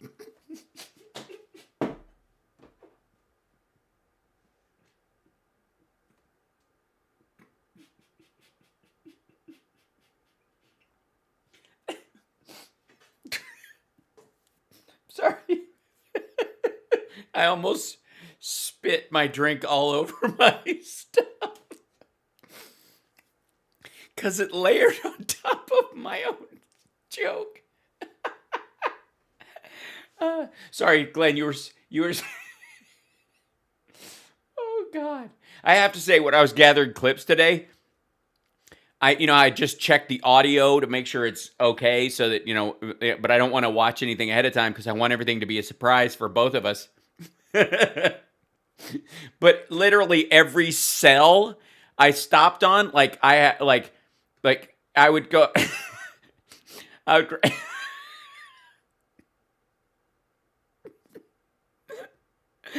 would start laughing at any time they showed somebody's face. I was like, I'm dying. These people. Oh, God. Tell us, Glenn. Tell us how broke you are, you millionaire asshole. Oh, my God. This bullshit. Look. Glenn Beck, I always joke about becoming Reverend Gene Scott myself, right? Thank you, Captain Hotless. Thank you guys for the super chats today.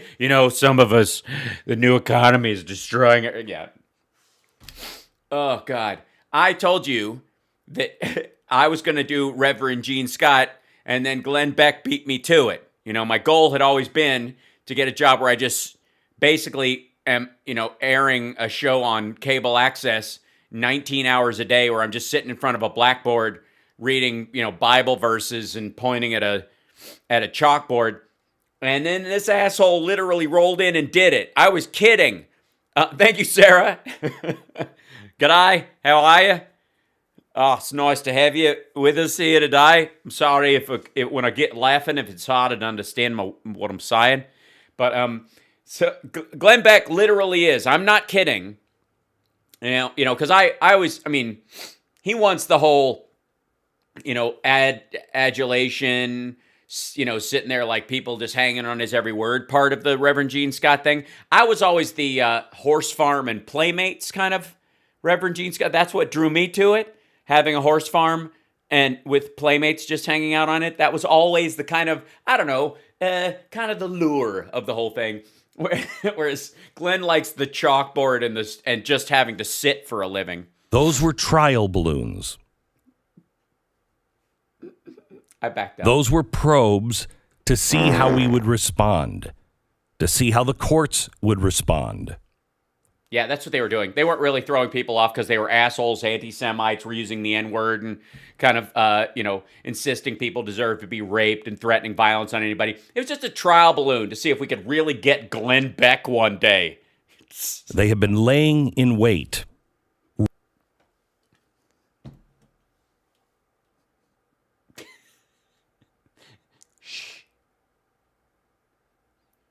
Be quiet, everyone. I'm laying in wait. I'm going to pounce. At any moment now, I'm going to pounce on Glenn Beck. Can you imagine being this paranoid? Glenn, nobody gives a shit. Ready for a catalyzing event that they could use to just... A catalyzing event that they could use. Oh, and luckily, Trump foments a murder spree in the nation's capital. Guys, hop out. We got lucky. Yeah, remember that thing we were saying? Trump isn't even, insane enough. He's not enough of a sociopath to try. Yeah, they're beating a cop to death. Glee. Justify open economic warfare. Oh, it's open economic warfare. That's what it is. And the Capitol riots foolishly have given them that event. You bastards! By doing exactly what we told you to do, we've done exactly what they wanted. However,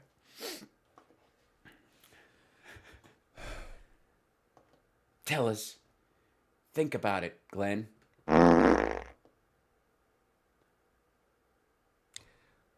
Are you going to cry, you asshole? About Parler getting kicked off the Amazon cloud?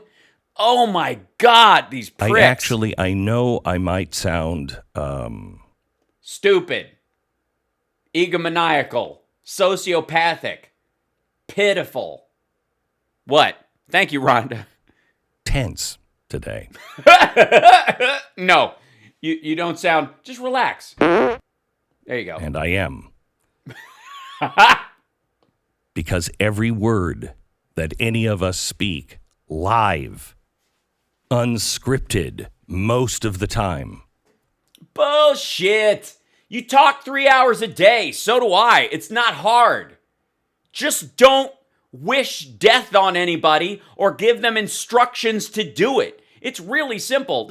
I don't understand this whole, you can't say fraud, you can't say the word COVID, you can't. Yes, you can. You just can't say COVID is a fraud. I really believe that in that order and instruct people not to get vaccinated. And expect other companies to I'm sorry. What was that? What was that information that people take seriously from a completely unreliable source? You want me to carry that to this person who might believe it so they'll die? And then they can, yeah, okay. And I'm supposed to do that for you, for free, I guess. Or like this much of an advertising split? Is that what we're supposed to do? Oh, okay. What else did you want to tell them? Oh, okay, don't take vaccines. Great, because that's a hoax. All right, masks aren't necessary. That's good, even though that could save 100,000 people in the next couple of weeks alone. But no, okay, I'll give that to them. And what else did you want, Glenn? What else should I carry to them for you? Fucking hell. Is going to be monitored, scrutinized, and twisted. No, it isn't.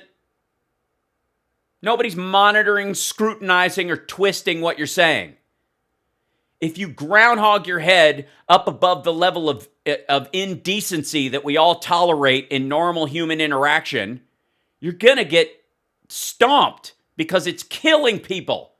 And you can go pump fucking gas. There's no shame in a blue-collar job, especially when you dress like you have one, even though you're a millionaire. And the responsibility to keep a voice that can be heard is overwhelming. Oh, shut the... Look, newspapers and media have come through this entirely. We didn't start making movies with the MPAA. We didn't used to have an FCC. We didn't have obscenity standards. But we decided that since you're using the public broadcast airwaves, that you should live up to a certain amount of standards. And then these assholes were like, yeah, but that's public shit is bullshit. We should make sure that, private industry can do whatever the hell they want. And then when private industry goes, yeah, okay, we're good with that. Porn's fine. Consensual sex is completely reasonable with us. But if you're going to tell somebody not to take a vaccine, and for some reason you say it enough consistently and these people are believing you that they're dying, you don't get to use our service. Go build your own. There is nothing stopping these assholes. I'm not kidding. Guys, I need you to frame something in your head as we're watching these assholes. Ugh. Because they're hilarious and all this. But Dan Bongino, Glenn Beck, Ben Shapiro, Sean Hannity, all these assholes whinging about this stuff are all multi-millionaires. Even though the Trump organization is an absolute failure, they have access to, just because he's been flogging his followers, somewhere in the order of $300 million since Election Day has come into the Trump organization that they can use for their victory fund, which means they can use it for anything they want. It doesn't have to go to legal fights for the election at all. You know how much it costs to start your own server farm that would hold and house the amount of video that these guys put up, just these sites? Parler, Glenn Beck's entire media empire, whoever his 9 people are, the Trump war room with Bannon and all that stuff, less than $5 million, you can set up a server farm of your own and pay your own internet traffic with the funds from the advertising. Less than $5 million. It's not even a question. What he's whinging about is not we're being denied our right to da-da-da. Because he could start his own server farm and house Parler with some of his own pocket chains. I'm not kidding. Glenn Beck himself could offer cloud service to Parler for free. And the ad revenue of just people liking him for doing it would gain him enough money to pay for it in the end. 2 times over. This is beyond just whining about a misunderstanding about First Amendment. These assholes don't want to back up what they're saying because he could fund Parler, but if he did, he'd be responsible for the shit that was said there. And the first time these assholes killed somebody after this point when he took it over, and they absolutely would, it would be on him, so he doesn't want to touch it. So it's better to lay back and pretend. Friggin' ridiculous. There's no excuse. Dan Bongino knows that Sean Hannity could keep Parler functioning for 10 years at its current level with everybody that they already had on his accounts. Twitter's amazing, but it doesn't cost that much to keep it afloat. After a while, it's just storing pictures. On all of us, Dennis Prager, Rush Limbaugh. What do you think? What do you think? Censorship killed Rush Limbaugh? You think he's got cancer because he sang Barack the Magic Negro on his show? That dude did that, and he's still on the air on AM radio. What are you talking about? He sells teddy bears and home title lock. His salary is paid by the Heritage Foundation. He's a multi-millionaire who's deaf because of his drug use. Jesus. Oh, Rush isn't gone. He's still on the air. Dave Rubin. Oh, Beduba. Another guy who's making as much as TYT on his own just from right-wing nuts. From a show he shoots in his garage. Piss off. Mark Levin. Are you just naming everyone with a weird squeaky voice on the right? What about them? You could put them all on your network. It wouldn't cost you a dime. You'd make money hand over fist from all of Trump's stampeding, supporters. You could start your own version of YouTube. This is embarrassing. This morning, they have officially deplatformed Parler from Amazon. What? Over the weekend, it was Amazon, Apple, Facebook, and Google, but now the Amazon Web Services have shut them down. Where's WikiLeaks? Oh. They are no longer able to, you can't find them on the... That's because they're stupid. That's because what social media platform doesn't have a fallback if you're serious? Guys, the only reason I survived the great YouTube blackout of 2020 this year when I was shoved off was because on the off chance that I had problems with YouTube in the future because there was all this story about the blackout and they wouldn't let you get monetized stuff and da-da-da-da, I had my Twitch channel set up, and thank God I did. But it's also why I broadcast on 4 different channels at the same time. I prefer, in many ways, sort of in pecking order these days, especially Twitch, YouTube, Periscope, and Facebook are kind of tied for the amount of trolls. So, but those are, in that order, they're functional. But if you have a real business and you don't have a fallback, again, these are the people who, real business people need to run things. We need to get Donald Trump elected because he's a real businessman.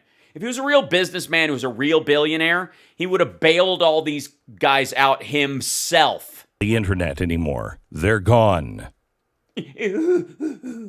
Yeah, okay. Do you know how many Eastern European server companies that don't give a goddamn who hosts on there? ISIS still has a website. Now, these companies, Amazon, Apple, Facebook, and Google, they did it all at the same time. Yeah, because your guys all attacked the Capitol at the same time. And they started planning the second attack on Parler the next day. Shit, some of them didn't even wait.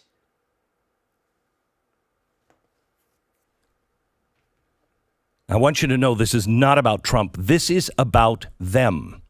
Yeah, it's about, guys, it's about Parler. The WordPress site where they were using free trial versions of software and were completely playing ducks and drakes and leaving your stuff available to hackers and stuff. It's about them. The far left has talked about breaking up these companies for a long time. What? Apple and Google? Elizabeth Warren, even I think Kamala Harris was talking about breaking them up too, wasn't? Probably. She's the most left of the leftist nest. She's left. She's to the left of leftness. She's so far left, she's to the right of left. During the primaries, they've talked about breaking these companies up. No, Google. They know that the power structure has totally changed. They must find a way to... Hi, dumbass. You are literally talking about multiple companies. You can't make an antitrust argument when multiple companies are dumping your shit. If Google had all this power and other sites did it, but Google didn't allow the stuff from Apple to cross over into its app store because they were housing Parler on theirs, then Google would be using its majority control structure of the volume of phones in the country to stop Parler via an antitrust violation. right now, Parler could still be live through another server somewhere else in the world, and they could offer you to download it from, and all these guys would talk about it, and it would get the same amount of attention. They just wouldn't be able to advertise their social media site on another social media site, which, Jesus Christ, whatever. Glenn Beck could be going, join Parler today. Click the link below. Jesus. To be on the side of the left. This is something I warned you of 4 years ago, that there would come a time when when we heed a certain call and the world will come together as one. That's a choice we're making. We're saving our own lives. It's true. We'll make a better day. Just you and me. We are the world. Is that what you were? Am I mixing him up with somebody else? Oh, that was Bob Seger. Sorry. Employment and the beginning of this transition, and the economy would change, and people would begin to lose their jobs, and you Glenn was warning us about this. Wouldn't be able to replace them because a profound technological change is coming. That's right. You are being replaced with Facebook robots. It's not enough that you had a job at an aluminum plant, and it's now been replaced with a giant machine that keeps you from getting your hands cut off, that you could actually get a degree fixing the machine that deals with the aluminum. But you're now being replaced by a Facebook robot that is actually, you show up and you're like, oh, hey, Glenn, what are you doing here? I thought you were already here. What are you talking about? Well, you're standing right over there. Who's that? Oh, that's Facebook Glenn. You don't know Facebook Glenn? Yeah, he's basically all the good parts of your profile and none of the bad parts, and they put him in a silicone housing and they send him to parties so you don't have to go. And you really shouldn't be here because he's a lot more fun than you, Glenn. And we've all talked, and we prefer Facebook Glenn to real Glenn. And yeah, mostly the smell. I mean, there's a slight silicone rubbery smell, but that's they say that wears off. But yeah. But he's coming over. You should go. And I told you at the time, high tech. Yes, Parler's suing Amazon and they will lose. Will need the government, and the government will need high tech. Wow. So profound. It's like, ask not what high tech can do for big government, but what big government can do for big tech. And they will work together. Whoa, Bill Belichick refused the Freedom Award from Trump? That's amazing. Good for him. To preserve their power and their position. Asshole, you could save Parler by yourself. This is what's happening today. Mm-hmm. Donald Trump and the riots are an excuse. Oh, they're an excuse. They're not a reason. And it is extraordinarily difficult to swallow the hypocrisy. But you keep trying, don't you, Glenn? It's extraordinary to hear about all the hate that was on Parler when things like Kathy Griffin, she reposted the picture of her with the beheading of Trump's bloodied head. Yeah, she lost her account for a good long while for doing it. Reposted it on Twitter on Wednesday of last week. Yeah, I think in an emotional reaction to the fact that Trump was sending armed seditionists to the Capitol. It was seen as a reaction to that and not just an abject threat. No one has said anything about it. Nobody cared. Nobody saw it. Nobody cares. Everybody knows it's a piece of art. She went through the whole thing. There were a lot of back and forth about it. But my question is, Glenn, did she go to the Capitol and build a noose? Did she use Gab to hunt down the vice president so that she could put 5 shells in his head? Still from Slate is the tweet, nonviolence to protest has always been important, but so is violence. It's very difficult to swallow. But we're the people that understand life is not fair. Well, I mean, that's what mirrors will do to you, Glenn. Let's not become all that we despise. Well, just some of it then? You're just becoming some of what you despise? Like anti-Christian, murderous mobs. You're acting exactly like you said the rioters, not the protesters, but the rioters acted. And you're like, oh, it's just, kids having fun.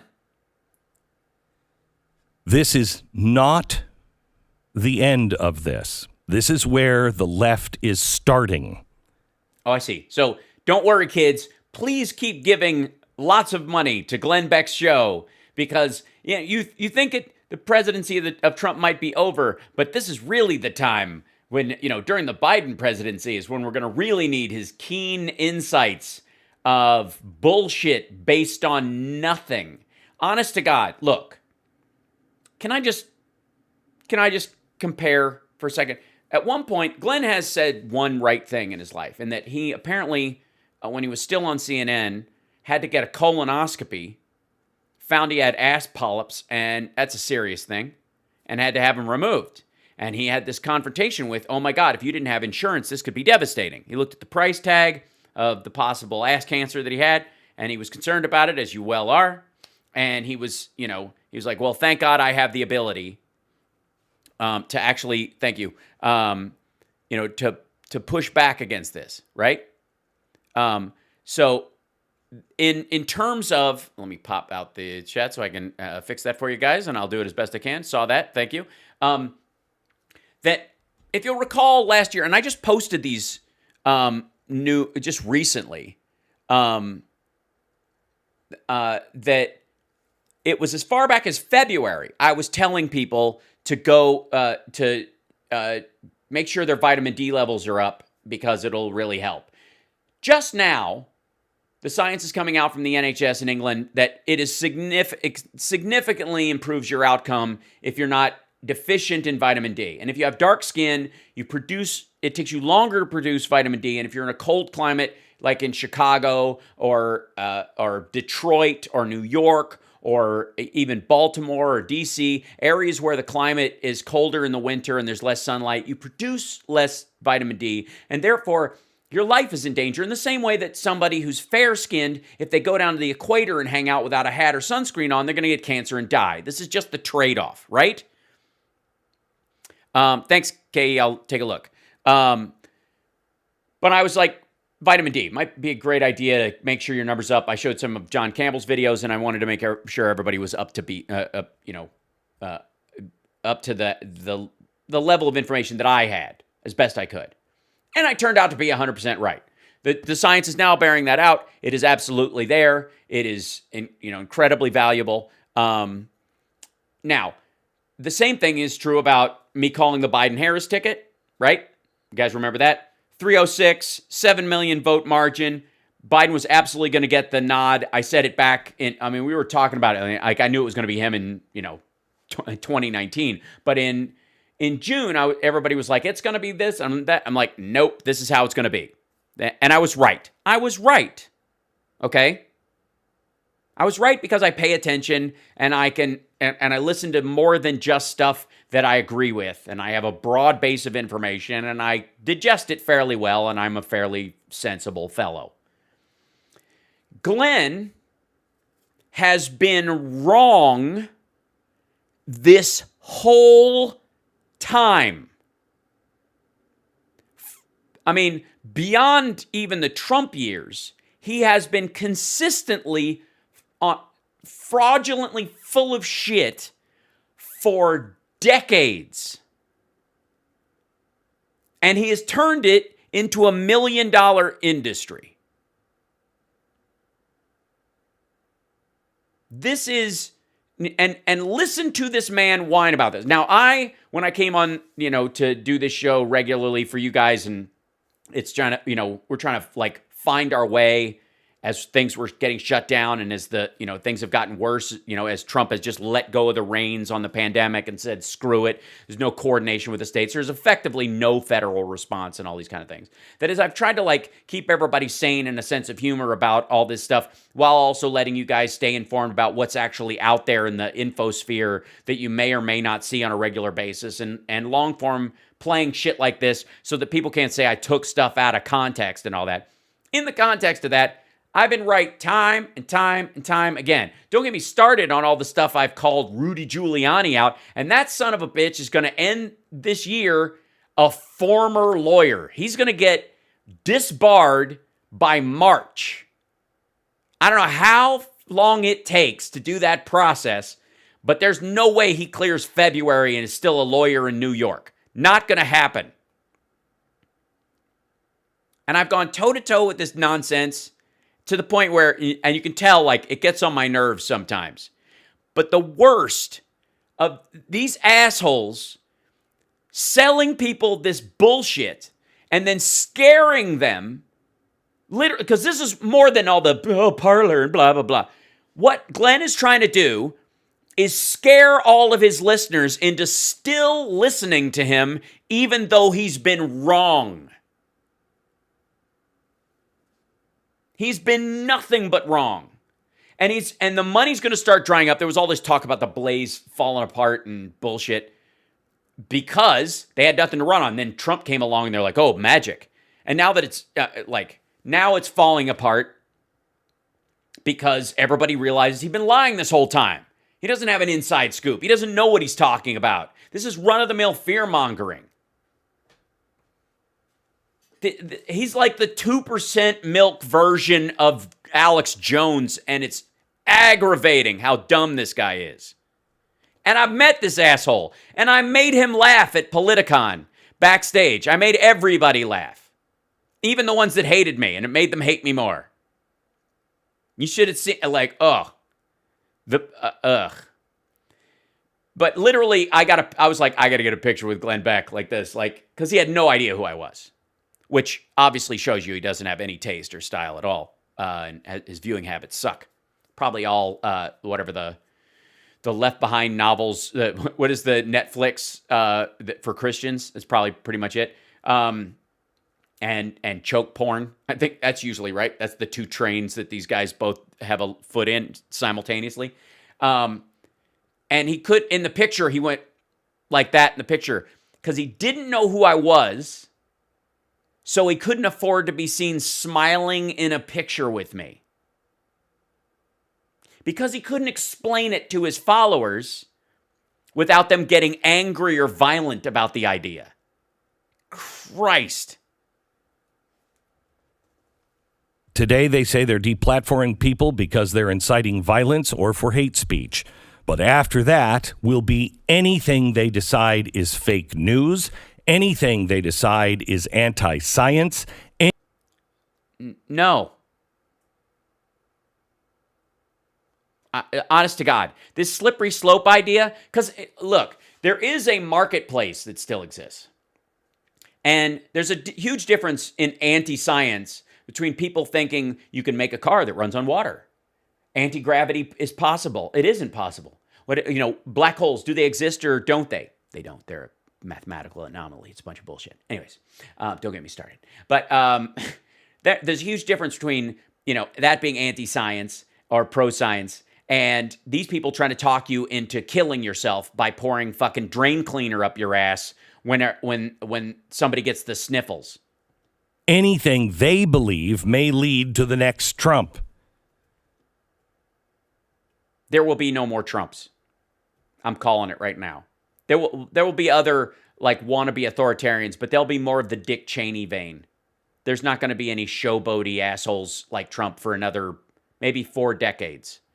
And those who persist. And I'll be the closest thing because when I run for president, I'm going to have long gray hair like Sam Elliott And I'm going to run like Zaphod Beeblebrox. In standing for freedom of speech, freedom of expression, freedom to assemble, freedom You have all those things. You just can't do it in my house without permission. to keep and bear arms, Freedom to shit on the floor of your neighbor's house and make you an omelet. those people will be targeted for deletion. You will be hounded, boycotted, Listen to this asshole. fired, ostracized, and deplatformed. Yeah, if you shoot someone, say they had it coming, get caught stalking, show your dick to a 16-year-old girl. Rudy Giuliani still has a Twitter account, and he's in a movie trying to show his dick to a woman he thinks is 15 years old. Tell me about deplatforming. And the louder and the more significant and effective your voice is, the bigger the target is on your back. Listen to this. Listen to the rhetoric about this. Oh, they're going to shoot me. I should probably shoot them first. And then they talk about how the left always uses the phrase like words are violence, and that's an excuse to be violent first because it's sort of a preemptive strike. And that's exactly what he's talking about here. Good God. First, let me say this. You've already been saying a lot of shit. What are you talking about? What do you mean, first let me say this? Huh? Hold on. Okay. What was that again? The more significant and effective your voice is, the bigger your voice is. Your voice. More significant and effective your voice is, your voice is, the bigger the target is on your back. First, let me say this. Uh-huh. I will never stop standing for freedom of speech. Oh, he's so bold. Everybody, start humming the Star Spangled Banner. Or no, Lee Greenwood. No, Star Spangled Everybody, hum the Star Spangled Banner in the style of Lee Greenwood. Freedom of expression, freedom to assemble. Yes, thank you for noticing that, Carla. Yes, Lauren Boebert, I think that's how you pronounce her name, the gun-toting rep who was giving away Nancy Pelosi's position to seditionists so that they could come in and murder her husband showed his dick to a 16-year-old girl and was convicted of domestic violence shortly thereafter. Not with her, another family member, probably a child beating, but we'll find out later. Freedom to keep and bear arms. And all of the rest of the Bill of Rights. And all the rest. Jesus Christ. Listen to this. I could go into it, but I don't want to. It's a lot. And bear arms. And the right to keep and bear arms. And all of the rest of the Bill of Rights. Etc., etc. I don't really know the rest of it. Something about like quartering soldiers. Some shit. That is the American thing to do. That's the American thing to do. And I don't care what you do to my voice. I don't care what you do to my voice. I don't care. I don't care. I don't care if you. I don't care if you imprison me. Fashion police do not actually have a jail. I'm just sorry to tell you that, Glenn Beck. Glenn, you're never going to jail. You're not going to jail unless, they like, what, fraud? Something like that? You're not getting jailed for speech, dickhead. Oh, my God. I can't threaten to murder a woman. I can't threaten to murder Nancy Pelosi on the well of the Senate without being, I will continue to stand. I will survive. Literally. If he breaks into I will survive, I'm going to fall apart. First Glenn was afraid. He was petrified. Just thinking he could never live without Bongino by his side. But then he spent so many nights just thumbing through Parler, and he did wrong. Because I know the truth wins in the end.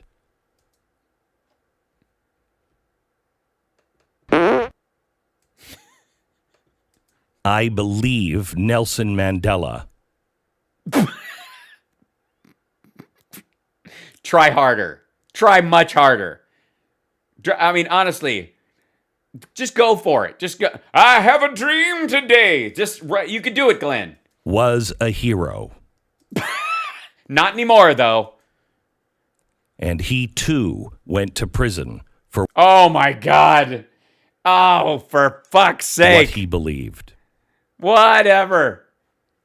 Jesus Christ. Oh, and they're all like that. Yeah. By the way, this, I can't stand. Okay. This is, for those of you who don't know, this is Ben Shapiro. He's the foundation of my theory that Ritalin can make you racist in the wrong hands. All the tech platforms ban Trump and... Okay, wait. And I don't know, do we have a Ben Shapiro ball drop watch? Do we know when, do they schedule puberty in his family? And secondly, his eyebrows are getting bigger with age. And that's not the kind of, honestly, they look painted on. This looks like somebody doing a deep fake of Ben Shapiro. Has Ben Shapiro been arrested by Mike Pence? Is that what happened? and deplatform Parler, the media bay for conservative heads, and House Democrats push forward toward a second impeachment. I'm Ben Shapiro. This is the Ben Shapiro How is this not a puppet? Show.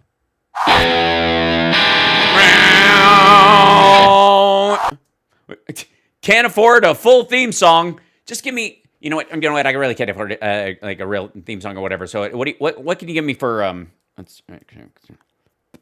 got like $6 for cling cling cling. I get $6.34. I can give you 2 chords.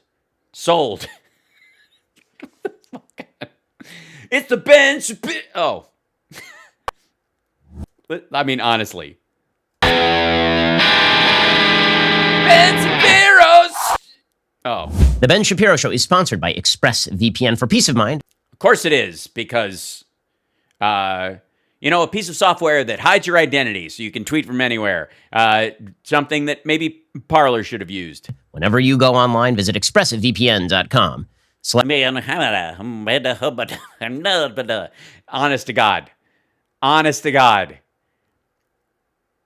What kind of Fraggle? Who shaved a Fraggle? What is this? Ben. Alrighty, so I just want to begin today with something that I never do, but I'm going to do it now. Oh God, you're gonna tell the truth and speak with an adult male voice? Weird.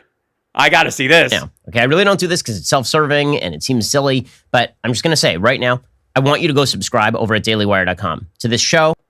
Gee, why, what are you're not gonna tell people to like and subscribe to the show? Nobody does that on internet. What? It's what we do at Daily Wire. The reason I'm saying this is because we are quickly reaching crisis point in terms of the attempt to bar conservatives from virtually every platform. That is what we... Yeah, it's going to be like, eventually, we're going to actually have to get our own television network, like grown-ups. They're watching in real time happen. On the back... He sounds like his dad drank helium beer. That's funny. Of the awful and evil incident... I did not speed this up. I did not. Do not accuse me of doing this at 2.3 speed or whatever. Capitol last week. The entire tech infrastructure is now mobilizing in order to take conservative outlets off the air, in order to... Are they? Are they really? Are they really? Because I have some conservative friends, and we have it out quite often, and they're still on Twitter. They still have Facebook pages. They don't have a problem because they don't call for the murder of Nancy Pelosi. They don't call for shooting Mike Pence in the head. So they're not having this problem. They're not getting broomed off of these services. They aren't. There are tons of conservatives around. Fox is on the air. OAN is on the air. Newsmax is on the air. What's getting broomed is the private BBS that Parler became for the future Timothy McVeighs of the world. To ensure that conservative websites no longer appear. Here's the thing. They may not be doing it right this second, but they have now... Yeah. And now, listen. Be afraid. Be very afraid, because this is happening. But it's not happening right now. But subscribe to my website in case it does, because it probably will. But if you do subscribe to my website and they do take it down, the point that you subscribe is kind of useless. Oh, no. No, I'm not just farming your email address. No. That's different. Now set the predicate that they can do it whenever they want. And what they are doing right now is that the tech bros have declared war on conservatives. It's going to be a slow-moving war. They're going to... The tech bros. Because that's what I think of when I think of tech people, not nerds at all. The irony is that, the tech bros... start with people who are outliers. They're going to start with people who are considered more radical. But they have... Oh, yeah. They're going to start with... It's, you know what I mean? It's like the cops, man. Yeah, they're going to start with rapists and murderers and money launderers and violent criminals, but eventually they're just going to come into your house and arrest you for eating breakfast. Okay? This whole having law enforcement is a slippery slope. I'm telling you right now. By the way, like and subscribe to my show. Don't forget, because eventually... Right. Basically decided that if they, at any point, have the opportunity to take you out, they will take you out. So... What kind of languaging is this? It's like they're friggin' snipers or something? And all the fight language from these idiots. Can we just... Cenk Uygur does this bullshit too. We gotta fight, and we're gonna fight, and they're targeting this, and they're targeting, and we're fighting, and we're gotta fight. These assholes have never been in a fight. They would lose if they ever were. It's pitiful.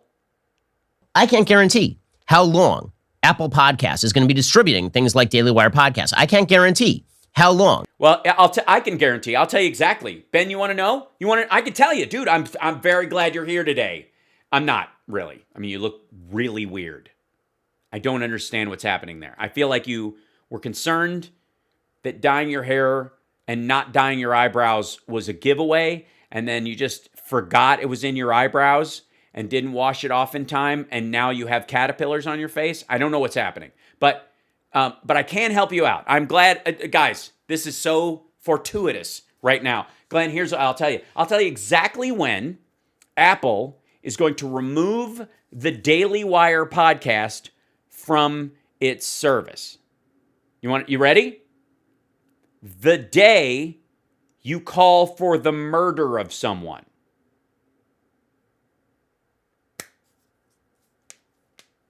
It's that day. That's the day. That's when it'll happen. It'll probably, because it's tech. If it was a newspaper, it'd take days. If this was, the 80s, there'd be a phone tree about it, and it'd take years. But since it's tech, Daily Wire will put out an article saying someone should be murdered. You'll do a show about it because you work at the Daily Wire. You'll repeat the words of that article and say why they're right and why that person deserves to be murdered. And then by nighttime, the Twitter sphere and all these places, which you still have accounts, by the way, Ben Shapiro's still on Twitter, will all be tagging his account saying, why are you saying this person should be murdered? And then you'll go, because I have the right to say this person should be murdered, free speech. And that's when Apple, about 3 hours later, will go, yeah, go pound sand. That's when it'll happen. I don't know the actual date, because that's really up to you. But that's when it will happen. By the way, it will never happen because Ben Shapiro is a whiny, petulant coward who talks out of his ass for a living. Amazon Web Services is going to allow websites like Daily Wire to be up. You need to go. They're going to stay up until you allow your comment section to be unmoderated and people gather there for the purpose of setting off a bomb someplace. That's when. That's when. That is exactly when. As long as your arguments are political and you're not physically calling harm on people or dehumanizing entire groups of people, saying black people are trans people or animals, which you are this close to doing sometimes, as long as you stay that close but never cross over it, you've been staying on this shit just fine. If you have plans on launching a fatwa, then let us all know, because then we can set the date. Directly to the source. You need to go to dailywire.com right now, and you need to subscribe, because it may be over. I can't, like, we don't need to hear the ad. I want to hear I want to hear his argument about right now. We are watching The Purge. Okay, and it's not just on the tech. It's The Purge, guys. It's The Purge. You know how you can tell we're watching The Purge? Because I'm talking to you on my YouTube channel, which has 2.58 million subscribers, and this video had 250,000 views. Clearly part of The Purge. We're on episode 1170 of the Purge. I'm being purged. You can tell by the lighting scheme in my weird like rec room, man cave mess. I don't know what this is. Like, did they just have a bunch of shit and they're like, okay, we need an on-air sign, and then we need a big kind of 80s looking Ben Shapiro sign, something like that. Something that looks like a 90s, something from Hard Copy would be good or whatever. A copy of Ben's book. We got a lot of those laying around. A piece of art that looks smart. Of course, a ancient Egyptian phallic god that Ben worships in his own personal way. And a backlit drop and some fake brick, like he's not let on stage at the Improv. He's just left backstage. Like that. Paneling. Yeah, paneling's good. He could have done paneling. Paneling would be nice. Give him kind of a homey feel. Right now he's got, right now he's like that. I mean, the whole look here is like, seriously, think about timeshares. I mean, that's the look we're going to. It's the same sales pitch. Tech level. It is also happening at the corporate level. It's already happened. The corporate level, you can't trust businesses anymore? What kind of concern in Hollywood? It is happening in the schools. It is happening nearly everywhere. We are dividing formally into two Americas. Those Americas are not divided by state.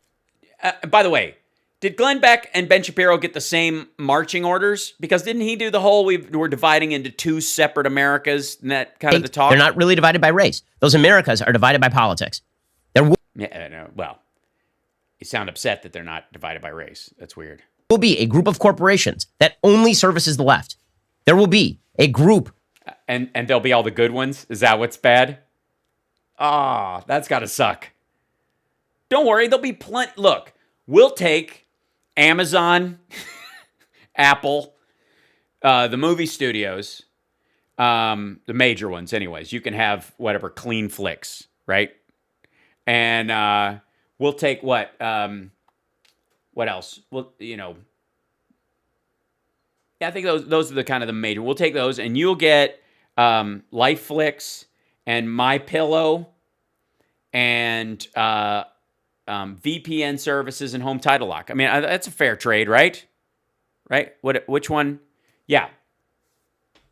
We'll get Android and Apple phones, and you'll get razors from 2000. Of online mechanisms that are only allowed to actually platform the left, and the right's going to have to build. What's the left part? What makes them left? Because I know, like Ben Shapiro considers me left. I've never been a big fan of the directions idea. I'm very east. She's very west. We're very east and west. Like, it's very infantile. But what does he mean by the left? I mean, in Ben Shapiro's world, the left is all people who don't use the N-word to order butter in a restaurant. Its own outside mechanisms. I've been warning about this for quite a while. It's Yeah. So is Glenn. He just said he's been warning about this for quite a while. It's almost as if you guys are reading from the same fucking notes. It's amazing because the same people right now. It's totally amazing. Who are calling for deplatforming. The same people who are calling. By the way, look, I get the eclectic. This is just my kind of rec room where I store all my cool knickknacks. But what's with the portal from The Fly over here? Why do you have... Oh, that explains your... Help me. I see. So basically that's a teleporter. And the real Ben Shapiro got in there, but he didn't know there was a fly in there. And now we have we have Shapiro fly. for corporations not Don't bother me, Shapiro fly. Don't bother me, Shapiro fly. Don't bother me, for I belong to somebody. to do business with people who are conservative. The same people who are attempting to boot people from platforms that were supposed Oh, go bite your my to be pill. places for open discussion and debate. Those same people complain that the right lives in an echo chamber. Well, one of the reasons that the right has increasingly lived in an echo chamber is because the left It's because they self-isolate in an echo chamber by refusing to behave themselves in polite company. has forced everybody outside the Overton window. The left continues to shrink the Overton window so that it encompasses only them and only their friends. Everyone else will be canceled. Everyone else He's, of course, talking about the Rick Overton window, which is the more weed you smoke, the more reasonable Bernie smells. will lose access to even speak to other people. And what we are watching right now is one of the most dangerous moments in modern American history. I know. Not the part where a bunch of right-wingers beat a cop to death, but a website being knocked off because they refuse to moderate their comments and remove the people who are killing people. That's the dangerous part. That's what you have to worry about. Not just because of what happened at the Capitol last week. That was extraordinarily dangerous, and we are finding out new details showing how extraordinarily dangerous that was for the Yeah, I appreciate that. You've done a lot so far. Congress people, for the vice president, for everybody inside, for the police officers. The second police officer Oh, for Christ's sake. What happens in this? Does he just yap this whole time? I've made my own show very often, a place for discussion and debate. We did the Sunday special every week for 2 years? And the Sunday special was... And nobody watched it because nobody liked my side of the argument. How long is this? Okay, so there is clips or something. Oh, no, that's an ad. Jesus Christ.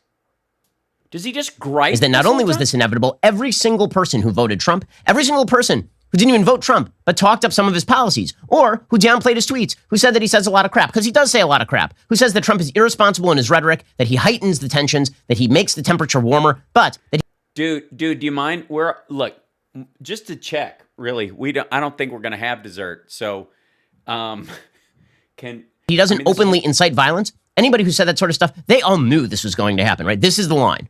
This is the line. Right, So this led to the most popular video of the weekend, Right. Arnold Schwarzenegger. And this does signify where so many in the media and sort of the mainstream left wish and Arnold was never a conservative, right? I mean, when I was in California and he was governor of California, he governed basically like a moderate Democrat, blew out the deficit and all that. In any case.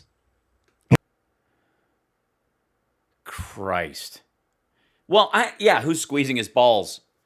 I think the question is, their hands are empty, clearly. But I wanted to make.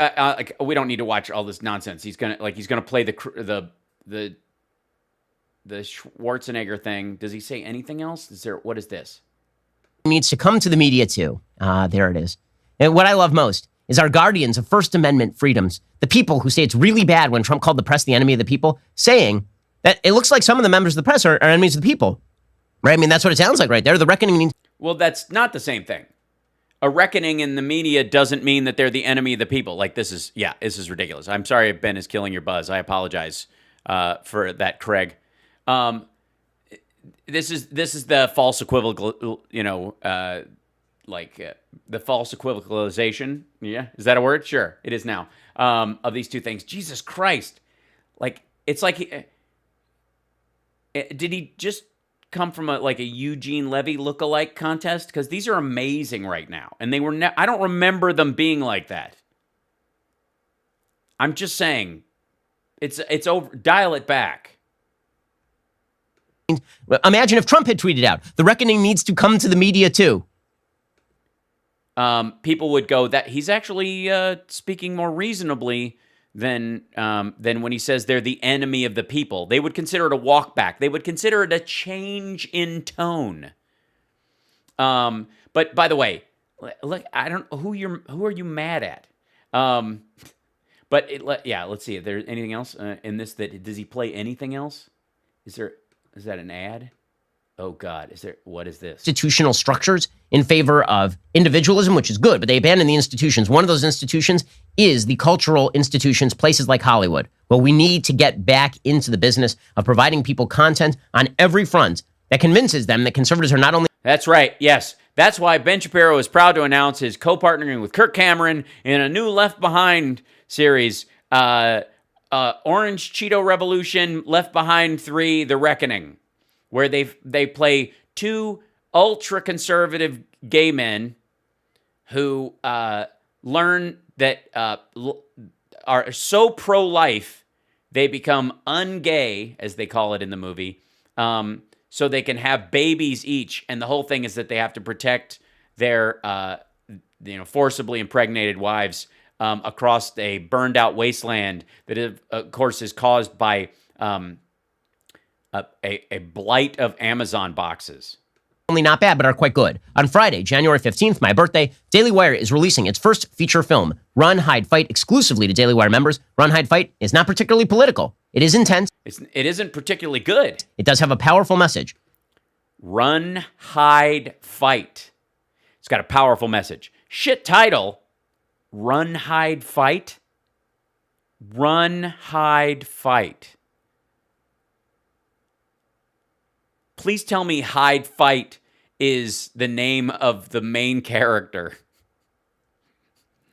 Run, Hide, Fight, run! The movie follows a high school besieged by a quartet of school shooters. One young girl, 17-year-old Zoe Hall, uses her wits and survival skills to fight back. Here is the trailer. Oh boy, it's exciting. Let me guess, she's open carry.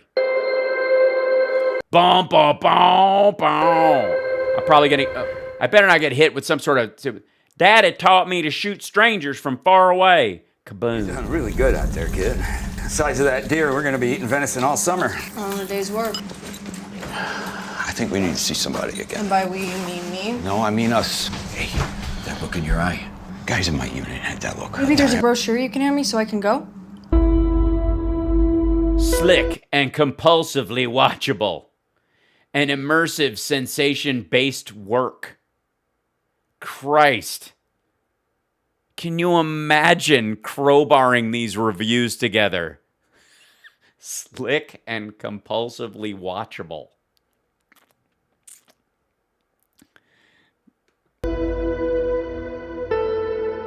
Incredibly intense. The Daily Beast. Is that Chris Jellick over there? Is he doing something completely weird?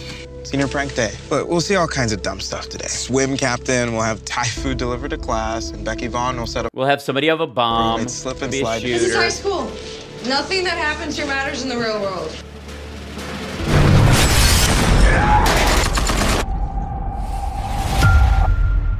Okay, we are in charge now, so please pull out whichever app you use to do live streaming video. Get them up and running and point it at me. Now!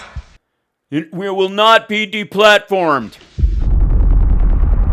Get down on the ground!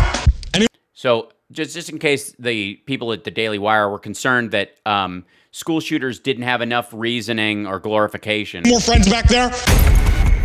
Run. Hide. I'm calling 911. Get back to your homeroom What's the number? and stay put until...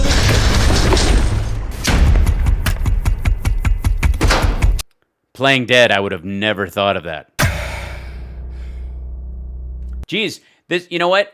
It's just, the weird thing is Run, Hide, Fight is totally, the timing is off. That's the only problem with this movie. Because if they just waited a couple of months, they could have said it in the Senate. 911, what's your emergency? I'm right here next to two right-wing members of the Congress, and they are live tweeting my location. Please help. You must be close.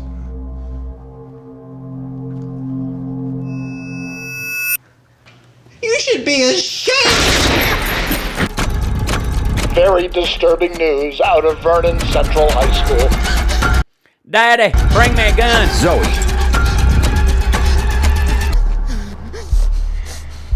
In between breath. I gotta go back and kill. Die hard with a deer rifle. Take a shot.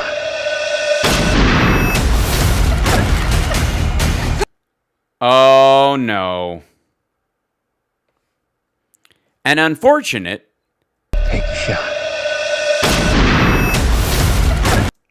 Wait, what is that? That's her hitting someone with a fire extinguisher. Is it safe to say that this might be our guardian angel? Saved by Angel classmate. Do you want more people to die? That's the last thing I want. Yippee-ki-yay, mother. We don't swear in these movies. Truck business. Mother truck business. I'm gonna kill one person in this room every 5 minutes. You don't show your... I'm going to kill one person in this room every 5 minutes until you show me your face. That's a lot. I'm going to run out of bullets. Hold on. Every 5 minutes. Okay, what time is it? Shit, that's 3 and 4, 5, 6. Okay, bring me 4 more guns. Shit. When's our getaway vehicle? It's going to be here in a half an hour. I'm not going to be done shooting these people. Crap. Can I shoot 2 of them every 5 minutes? Yippee-ki-yay, melon farmer. Hard to shake. Daily Beast really liked it.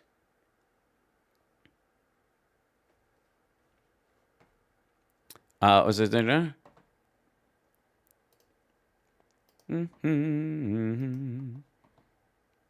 Yeah, so yeah, just do some extra. Okay, that's right. Wink. Bye. Luckily, my dad can just sit out there and with a sniper rifle and extrajudicially shoot people that may or may not be the right people.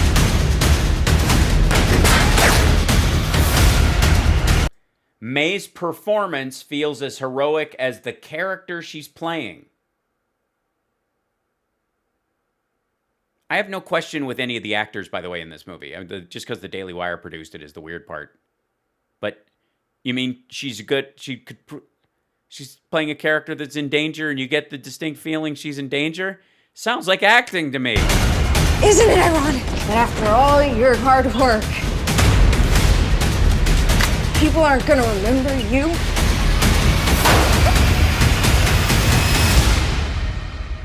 No? They're going to remember me. Ba-boom. All right. Kyle Rankin, written and directed by Kyle Rankin. They just bought it. Daily Wire presents. They're distributing it. They just bought it. To mark the... Okay. How the rest of you got a real hard time because it's going to surprise you, but the character of May was actually played by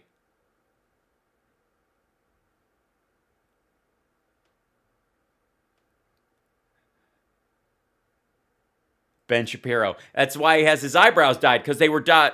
Look, when I did drag on Queer as Folk, we had to dye my hair blonde and my eyebrows because the blonde makeup didn't work because they were too dark. So after he was done playing the part of May, they had to dye his hair back dark again, and that's why we figured it out. Look at us. We figured it out. We still don't know why his balls haven't dropped, but we've solved one mystery today. By the way, I don't know why, beg your pardon, with the Mark Levins of the world. And you guys know that I've done my Mark Levin on the Sexy Liberal tour. Tickets on sale for the next one. And it's good. But we're not gonna. I don't know why Mark Levin and Ben Shapiro and all these guys have like really boyish, squeaky voices. I don't know why. But I don't care. Okay, fine. Oh, damn. What was that? What happened there? This video is unavailable.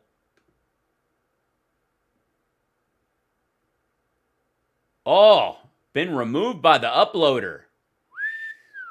The Purge is real. That's so sweet. That's because it wasn't really Mark Levin's site. He got hit by a Fox thing. That was that they didn't post Fox's own thing. Hold on.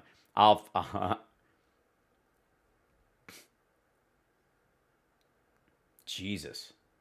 Praying for our president right now. By the way, Trump's supposed to be doing like a rally kind of thing on Saturday. This is, yeah, okay, hold on. I'm going to try and find that other piece of Mark Levin as here.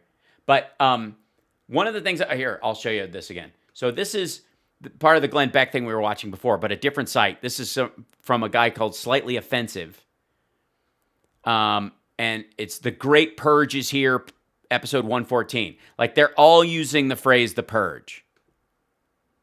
I can guarantee you they will go all the way until he was, 6? Oh, wait. So this is about the dude. Okay. So one of the reporters, this Elijah dude, hold on, let me find him. And this is not, let's see. Elijah Schaffer. There he is. So this guy, let me see if I can find the picture. So he's in deep shit right now. This guy, Elijah Schaffer, he's on Twitter because of not only did he break into Nancy Pelosi's office and take pictures of her screen. This is her assistant's computer. Her door was locked apparently, but the dude who wrecked the place and then sat there before that guy came in, this guy took a picture of her desktop and then photoshopped versions of it are all over Parler right now with all kinds of Hunter Biden crap and whatever on it. That's the story now. But he posted this and let me see. Well, let's see what Glenn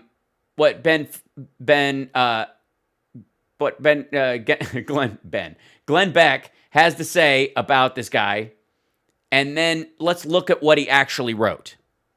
30 minutes ago, 45 minutes ago now, I learned that CNN thinks it's worth using their precious resources now to investigate Elijah, a credentialed reporter. Okay. He's a credentialed reporter. He came in there. He's just being a reporter, guys. He's just reporting. He's not taking part of it. He's not, say, a Goebbels-like propagandist for the right. He's got credentials. He said he was a reporter. He was part of some reporting group, and he got credentials as such from the Trump White House to be reporting. And apparently CNN is confused by something that he wrote and therefore is looking into why he would present the news the way he did. Thank you, Joyce. They have started digging around, Michelle. trying to call his family and all of his past colleagues. So they're digging around, calling his family and his past colleagues to find out who he really is. Okay, so that they don't jump at what he wrote and go, oh, this seems really fucked up. So maybe, he's an awful person. You know what? Let's check with his family and friends and see if this is who he is and what he's really about. Oh, yeah, they're hostile, kill the media assholes. Oh, maybe he is this way. I can guarantee you they will go all the way until he was, 6? Yeah. I mean, we talked about how wrong Glenn is all the time. They don't give a shit what he did when he was 6. I mean, I know it's hyperbole, but don't start it with, that's like, they will literally crawl up his ass with a microscope. Like, okay, I don't know. I wouldn't question anybody's fetish. It's none of my business, but they're literally not going to do that. The day, I mean, he's a young guy. So they won't have to go back, very far, 20 years? So what was the first day he was online? Yeah, what was it? Did he just pop online and yell a racial epithet? Or did he pop online and go, hey, I've been this way for a long time and I'm curious about... They are going to go into everything about him. And I have confidence that... You mean everything that he has posted in public forums? All right, look. I've been, how long have I been on Twitter? Over a decade? However, basically since it popped up. I've had all this shit, right? I recently, thanks to CSL, I had somebody say, hey, can I quote something you wrote recently in your Twitter feed? And part of me was like, well, I swear a lot in that, so I don't know what the publication is like, so maybe you should put asterisks in the swear words or something. But I was like, I'll leave that up to the editor because I stand by what I said. And if I've changed my mind, I am intellectually capable of making an argument if somebody dug back into something I wrote a long time ago, which I'm not afraid of because I'm not Cenk Uygur, so I don't have to worry about, that I ran, guess the camel toe on my supposedly liberal show in the beginning, or wrote I rated girls in the college newspaper or some nonsense. right? I'm not worried about that. So when people go back and if they ask me if I misworded something or if I have something that came across wrong or that's ethically off from what people would normally expect from me, they could ask me and I could go, that was a joke made in poor taste. I worded it differently later as a comedian. And my point of it was this, and I find the joke lies here, and it was better formed this way. And when you're trying stuff out, sometimes people can mishear what you're trying to say. So I reworded it, and I now say it differently so that it reaches a broader audience and doesn't get hung up on people's preconceived notions of certain words. I'm capable of doing that. If I'm saying something that someone finds patently offensive, which I'm sure I would for someone like Glenn Beck, if Glenn Beck said that's patently offensive, I would go, well, my goal is to offend someone like you, so mission accomplished. I want you to find it patently offensive because I find you patently offensive and I'm making a joke about you or your type or your ilk. And I stand by that because ethically it's within my ethical circle, which is mine to move and expand or contract at will based on circumstance because I'm a whole, complete human being. And I can articulate that. I'm not afraid to articulate in conversation. God knows. I love the sound of my own voice. So whenever anybody would challenge me or debate me about something I had said before, I'm not afraid of anything I've ever written. If you are, then you should clean it up or be able to clean it up based on who you are now. I honestly don't get that argument. And the right does it all the time. I'm not kidding, Michelle. That was a real thing.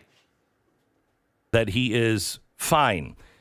If he said something when he was 12, I don't really give a flying F. Well, if he swore like you do, and if he said a flying F to grandma when he was 12, that little whippersnapper's going to, no Game Boy when he was 12. I don't care. Yeah, no one does, asshole. I don't care. I know, you just said that. Why do you repeat things? I care who a man is today. Well, who he is today is worse. Okay, so this is about him. This is the dude, right? This is not a joke, nor is this even a normal episode. It looks like a joke. I'm honest to God. Like if that was a picture you put up, like because I just use a gray backdrop because I actually have a functioning office. I don't have a circa 1992 television camera, and like this backdrop bullshit everybody's doing at whatever blogging studio you guys all go to. Take some responsibility for your own goddamn space. By the way, this is on the Blaze. His show is on the Blaze. He's giving him room to clean up his mess because it's going to cost them money. Because this is one of the reasons Glenn Beck was sweating. Was because this asshole was embedded with the rioters and was engaging in shit. There's a difference between shooting it and doing it. And that's basically Snowden and how do we put this? Like, what's the dude from WikiLeaks? Why am I blanking on his name? Because I don't really care. The problem he had was that he engaged in the gathering of the intel instead. Thank you, Julian Assange. I don't know why I blanked on that because I've seen too many people with white hair and weird beards. I think. Anyways, the reason Assange is in trouble is because he went from at WikiLeaks taking information they got from sources like Pentagon paper style and publishing it like the Washington Post did and having the freedom to do that, which they legally do, to aiding and abetting the hacking of documents. Once you reach in there and you participate in that part of it, you no longer have that protection because you're not receiving information that someone as a whistleblower comes forward with and you become a source for them to get it out. You are now picking and choosing what whistles to blow on their behalf. Do you understand? So 10, 15 crimes are happening. You have decided as a publisher to go after one. That is very different than someone of those 10 or 15 crimes, managing to escape with information and using you as the conduit to get it out. You understand? That's the difference between what WikiLeaks was before Assange, did this and after. That's the difference. And it's incredibly important because once it becomes a targeting arm of the info spreading information, then whoever's funding them gets to go, hey, maybe take a look at this dude. And that's where it becomes a problem. And that's why that distinction is so important. That's why the Washington Post went back and forth. Can we publish this stuff? Yeah, because we didn't help him get it. We didn't aid and abet. He brought it to us, free and clear. It's news. But when you go, yeah, all of this is news, but I'm really interested in that, that's when you get a problem. That's what Julian Assange's crime is, and that's why he's in trouble, okay? Same thing with this asshole. Although I wouldn't put him in even the same category as anybody who works at WikiLeaks. He's a propagandist through and through. But what he's finding is the same kind of box he's in, which is, I was just there taking pictures. No, you snuck in specifically and took pictures of what are effectively classified documents. You attempted to photograph classified information. And you did it to help the revolution. So we'll let him get into it for a second. Episode of Slightly Offensive. This is actually one of the most serious moments that I'm coming to you, not only as somebody in politics, but also someone who's in a men's room in the Ukraine. And by the way, why is your mic way up like that? Why is it? What do you reach through to get? Can you put the arm down? All right, because your logo. I'm just saying it's bad TV. But most importantly, as a fellow American. My fellow Americans. I want to let you know that the Great Purge is here. Oh, good. I hadn't heard that from everyone. As we speak right now, tens of thousands of hundreds of thousands. people. And I mean, possibly it looks like more like hundreds of thousands of conservatives, right wings, and dissenters are being depersoned. Right wings are? Online, and in reality, they're being depersonalized? And dissenters are being depersoned online. And depersoned? What? Depersoned? You whingy what? In reality, their entire social media profiles are permanently being deleted without explanation. Oh, no, there's been massive explanations. There were warnings and then there were explanations. I don't know what depersoned is. Including bank accounts. I think he meant deplatformed, but then he's just confused. Are being taken offline. Hold on. Bank accounts are being taken offline. Without explanation. Including bank accounts are being taken offline. Pictures, connections. Bank accounts are being taken offline. No one's bank accounts have been seized in this. Not a person. I mean, maybe some of the rioters themselves. What you just mean he just can't use swipe anymore.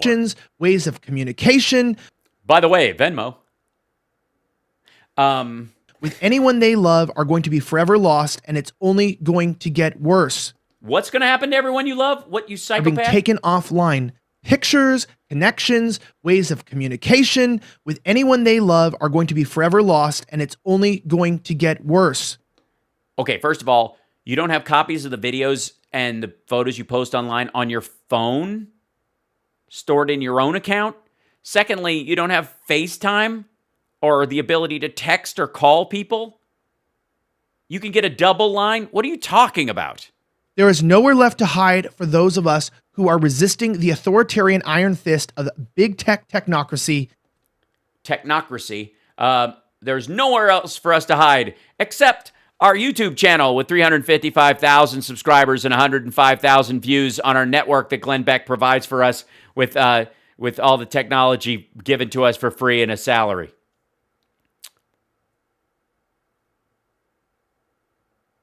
This, oh my God. The establishment media. Oh, deperson is a 1984 reference? Lovely. And corrupt politicians. Was this dude born in 1984? They are now all aligned together and will stop at nothing to crush anyone who's... Okay. Check out his right hand. Watch what his right hand does. They are now all aligned together and will stop at nothing to crush. He's scrolling his own teleprompter. They are now all aligned together and will stop at nothing to crush anyone who stands in their way. The push to transform this country into a restricted speech, endlessly locked down, communist adjacent society. Look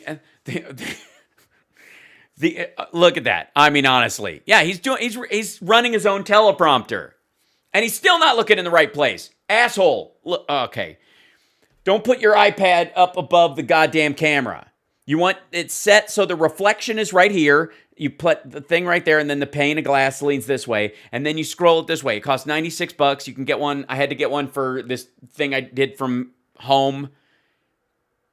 It's not hard. And secondly, how do you not have 4 notes and get this monologue out? Good God. Society is closer than ever. It is not at our doorstep. It is sitting in our living rooms. Did it bring snacks? Yes, even you and me, we are able to be susceptible to this madness. Tell me this is true. It's because of what? The Capitol siege. Well, what happened? Yeah. What, you and I, yeah, totally. You and me, brother. Absolutely. It is absolutely possible that you and I are capable. This is a good look, by the way. That you and I probably are in the exact same boat. Oh. Just by watching this, it's probably a fibby sitting in my living room waiting for me to finish this broadcast. Crack. Was that the guy in the Capitol with the ID badge, you ask, in the chat? Why, yes, it is. Would you like to see the tweet that got him in huge trouble? Huh? There he is, Elijah Schaffer, ladies and gentlemen. How are you? This is the one. Breaking, which is, he left out the and entering part, I suppose. I am inside Nancy Pelosi's office with the thousands of revolutionaries. Interesting word choice. If you're a journalist, who have stormed the building. To put into perspective how quickly staff evacuated, emails are still on the screen alongside a federal alert warning, members of the current revolution. The picture on there does not say, "Oh my God, revolution," by the way. Members of Congress fleeing a pro-Trump mob left their office so quickly that at least one staffer left their computer on and logged into their official email, according to a screenshot posted by conservative reporter Elijah Schaffer. Reporter for the Glenn Beck publication, The Blaze, wrote that he was inside Nancy Pelosi's office with what he called revolutionaries. A textbook on the lower right corner of the staffer screen read, Capitol, internal security threat, police activity. Doesn't say revolutionaries. That's his word. And that's where he runs into a problem. That's why his employer wanted him to come out and read a statement that he is scrolling on his goddamn laptop. What happened in Oh, God. DC a couple days ago has finally opened up the doors for the radical left to dishonestly. Oh, so it's your fault. Scapegoat the entire MAGA movement as. Nope. Sorry, doesn't work that way. The entire MAGA movement isn't on Parler. But the ones who are calling for revolutionary blood are. So fuck off. Terrorists. They want to remove our identities as Americans. Most important. No, they don't. They want you to go to jail if you participated in the killing of a police officer. Importantly, as citizens, forever cementing Trump's legacy and eventually our legacies in history as the people behind the potential sedition of our country. Yeah, that was your goal. Revolutionary. What does a revolution do? I'm sorry. We need to have a revolution. We, the poor people, on the Titanic.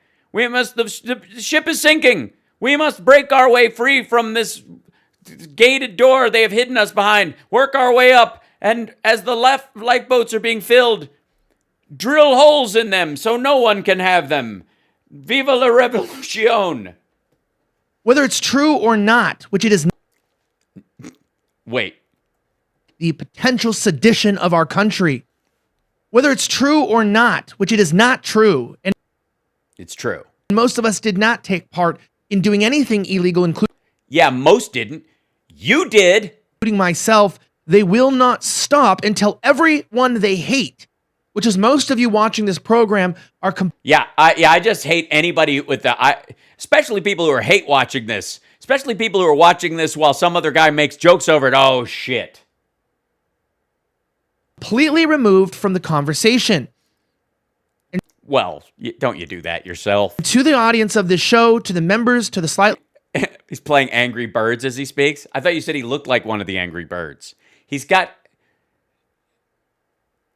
a little bit of the canary going on there. I'm just saying. The offensive backers, I want you to get this through. I think it's mostly the facial hair helmet, like hair headphone mix. Your head. This is very... Here's what I want to know. Why do you have a bottle of shaving oil / arsenic over your left shoulder? Serious. We are being attacked on every... This is serious. Scroll. We are being attacked on every front by big tech. Scroll. Jesus Christ. This is so pathetic. Front right now, both me personally as an individual in my life and also...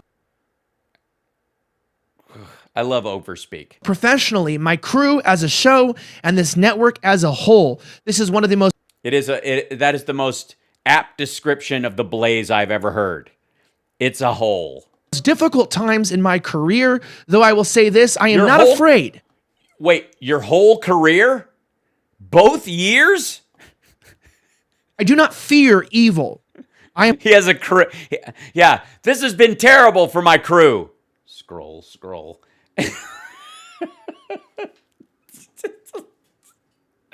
My crew. And by crew, I mean these two fingers. Oh, man. My whole crew. Right? Sam, the microphone, and Jimmy, the camera, and Wiggles, the iPad. I am overwhelmed by evil. Sometimes. Well, you hang around Glenn Beck. Sometimes it can make me feel sick, but I know that I'm not alone in this fight. No, you're not. You're not alone in feeling sick. To the extent to which they have come after us is appalling, including... It's appalling. This is a drive-by palling. This is terrible. Appallings, those are the worst.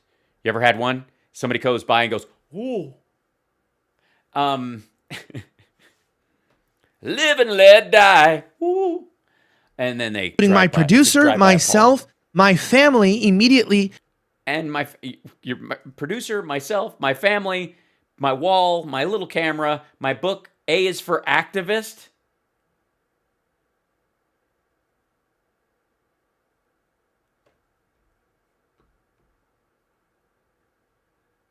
What? A is for his entire career. This is the worst day of his entire career. A is for activist. Oh my God. A is for whole. Meaning my wife, my father, and yes, even my past church and colleagues of work. Colleagues of work? You mean business of worker person peoples? It is unnecessary and extremely corrupt to the extent to which they are coming for us. And I will say this damn straight. Oh boy, get tough. Here he comes. He will say this damn straight. I'm swearing on the blaze even. Will not be intimidated. No, I will not. I will do a little time and probably pay a fine. But I'm not going to be intimidated during that period. I'm going to do my time like a man.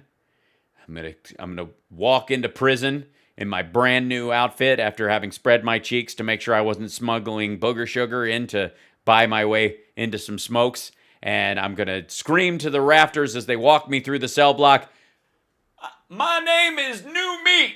And I do not know, though, to be honest with you guys. I will not be intimidated.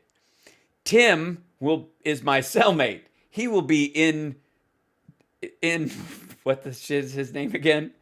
In Elijah nated. All right. How much longer we will be on this platform's booger sugar, cocaine. Come on, guys, keep up. The chat room's like, booger sugar? That's one of my favorite. I mean, that is the greatest single drug nickname ever. Specifically, as we have been completely... Look, he's getting Pacific right now, people. Is how much longer we will be on this platform specifically, as we have been completely demonetized here, and they have restricted... His show got demonetized, so Glenn Beck is now like, dude, we got to boot you. I can't pay for you. Now I'm mad because we lost. We were taking 80% of your earnings. Shit. I was going to... Yeah, I know, and you're going to use 80% of my money to help Parler save it. Yeah, that's what I was going to do, kid. I wasn't going to get a new yacht to serve as a dinghy for my other yacht. Taken away more rights on this channel, even though we have not and will not violate their guidelines, to which we have been very honest. No, you committed a crime, and now they have a reasonable concern that the glorification of a criminal who is going to be charged with seditious acts, who posted the evidence online. You are now able to be removed from a platform online for things which you did not do on that platform. What are my crimes? What? Crimes? Faithfully reporting the news for the citizens of the United States. So faithfully, in fact, that all of my footage is not only being licensed and being used by large networks like the New York Times to build an accurate timeline, ABC... Yeah, the New York Times licensed it to build an accurate timeline because the criminals were dumb enough to sell their footage. C News, NBC, 60 Minutes, Fox News. That's funny. You know what? I needed a knife, so I bought a knife from this dude. Found out later it had blood and sinew on it, so I turned it over to the cops. They gave me a $50,000 reward for catching a murderer because I didn't just throw the knife in a bag and go, oh shit, I bought a knife with blood on it. I turned it into the proper authorities. This guy now wants to sue me for more money for the knife because now it's a collector's item because it's evidence. See how that works?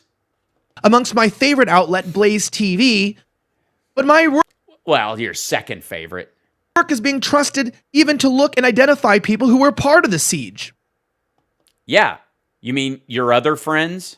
But you know who it's not good enough for? Who's it not good enough for? It's not good enough for big tech companies which have taken... Like the channel you're on right now that I'm on as well, showing you being on there. Say you, say me, say it for always. You and me, Elijah. Say you, say tube. Sorry. Things a step further. Instagram and Facebook have just let me know and informed me that I have now officially been suspended and permanently banned from using their platforms. Yeah, but there's a lot of reasons for that. It's just kind of, they're trying to, make the place a little cooler and, having you hang around.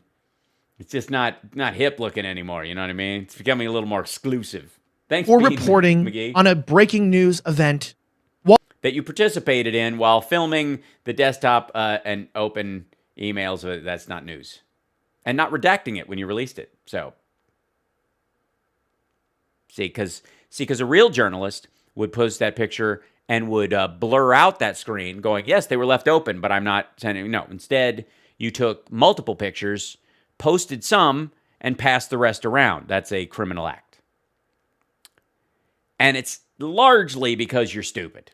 While, of course, I am a credentialed reporter with congressional credentials. That's right. And look, the brown shirt is a real uniform. On top of that, I'm going to let you know this. It is not getting any better. Really? It sounds pretty great so far. You've been, so far, Elijah, you're on the hook for, it looks like, 10 years worth of crimes. You participated in an armed insurrection and were a propagandist for it. You took pictures of secure sites and posted them online illegally. You did not shoot news. You filmed evidence that a crime had occurred, and the evidence that a crime had occurred was you filming it. And you're going to get banned from Twitter. I know it's hard. He's going to have a hard time topping this one, guys. He really is. And as we get into this catastrophe. Oh, it's a catastrophe. You can tell because you can't even read the 2 F's in my sign because of the way I position my microphone like a friggin' amateur. And this reality of what we are facing today in this moment. All of us, every single one of us. Well, not really. I mean, honestly. Level 4 hype train. Holy I can't believe it. Thank you, guys. And by the way, thank you for the bits. It's not that I'm not paying attention. I'm just too busy performing today. I'm just being a little extra silly. So Bean McGee, thank you, and Debbie, and Jaded, and SJW Mod 4, thank you so much. And the moms, bless you for all the bits, you guys. And thanks, Debbie, for gifting the sub to Meat Yard. That was very nice of you. And thanks, everybody, for the super chats and the stars. If I haven't seen you and mentioned it, and bless you and thank you. I'm just trying to... This is a lot today. I'm already over. It's already 6 o'clock. Jesus Christ. All right. 10 more minutes. I can't take much more of this asshole. But just so you know, he works for the Blaze. He is in trouble because of this revolutionary thing. He posted these pictures, multiple versions of them, and he's going to go to jail because of it. And that's why he's panicking. And basically, before they haul him off to jail, Glenn Beck is making him do this mea culpa. Mea culpa. At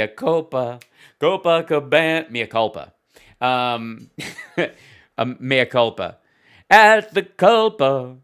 Mea culpa. Elijah's an asshole who's lying in the castle at the culpa. All right, here we go. I'm going to tell you how bad and how serious the crackdown is. Oh, shit. Guys, I don't know if I'm ready for this. So let's hear it. Guys, all right. This is a good way to end the show. We're going to do it. He's going to tell us how serious it is. And this is a serious fellow in a serious sweatshirt. How bad it will be. And let's understand. It's very exciting. We're going to see a prediction.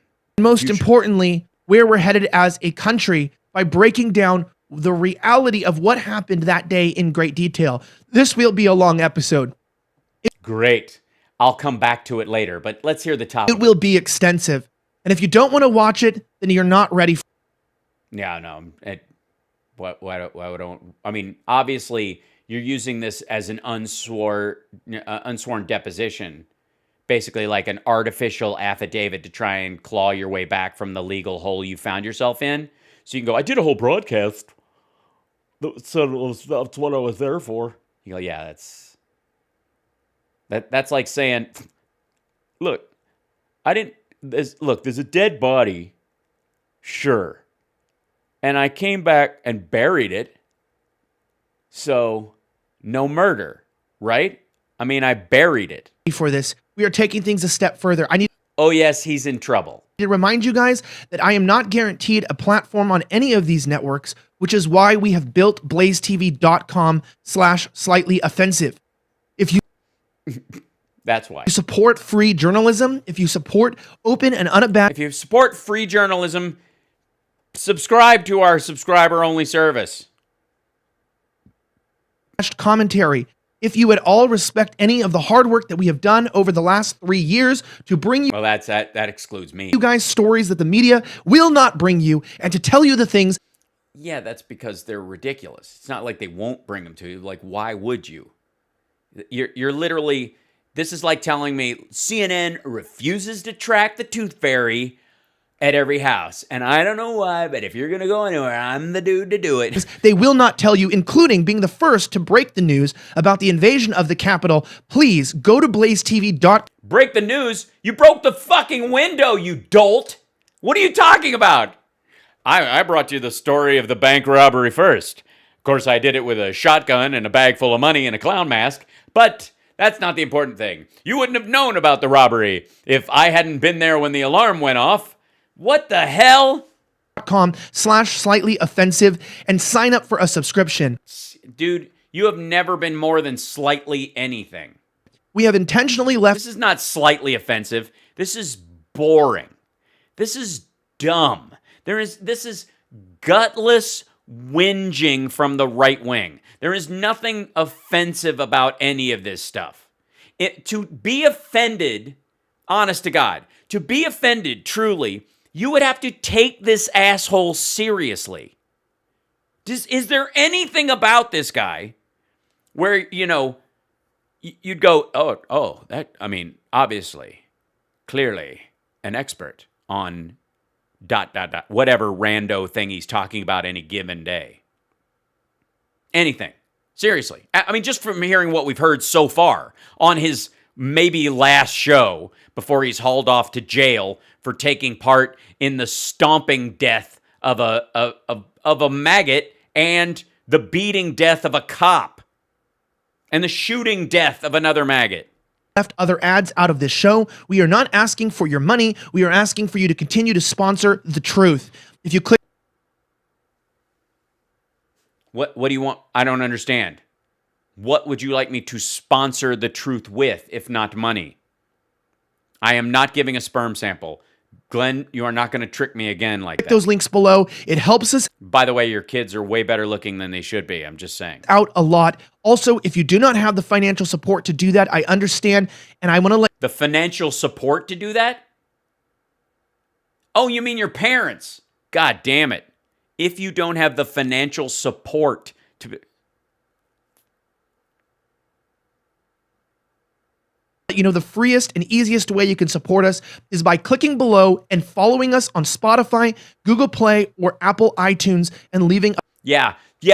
And let us teach you about big tech and how we're being shut down and censored by big tech. Follow us on Spotify, Apple Podcasts, and Google. Oh my God! A 5-star review. It is imperative. Yeah, give us a 5-star review on big tech. Oh my God! Thanks, Jane. I think that's smart. Imperative now more than ever that you follow us there, as it's very hard to get removed. I want to tell you the story of what happened that day, but first I want to get into the insanity, and I might say the absolute BS of what's going on. Uh-oh. He's using the initials of swear words, guys. No, I'm not angry. Ooh, he doesn't give a flying F about this BS. And no, I'm not angry. I don't get angry. I get even. I'm beyond angry. Oh, okay. This is beyond angry. I'm for the record, if I'm ever beyond angry, I'm not wearing headphones. Can I just say for the record, like I wear headphones, little earbuds while I'm doing the show so that I can play these clips. And if I need to get up and walk away, I don't have to put up headphones. So it's funnier to me if I can push the mic away and stomp off because it's funnier. If I'm tied to something and I have to go, God damn it, it's just less. I mean, I could make it funny because I'm that kind of a talent. But like, it's just part of it. You know what I mean? Whereas, what's he listening to? His own podcast while this is happening? Take your fucking headphones off. You're on television. You know why he's wearing headphones? Oh my God. Guys, do you want to know?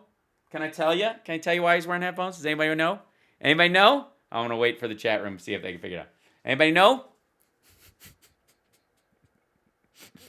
Because they're part of the crew. Nope. That's it. He doesn't have a sound person. He's his own sound person. That's why. He's wearing headphones because he needs to make sure his mic is making noise the whole time. So he is his own sound boy.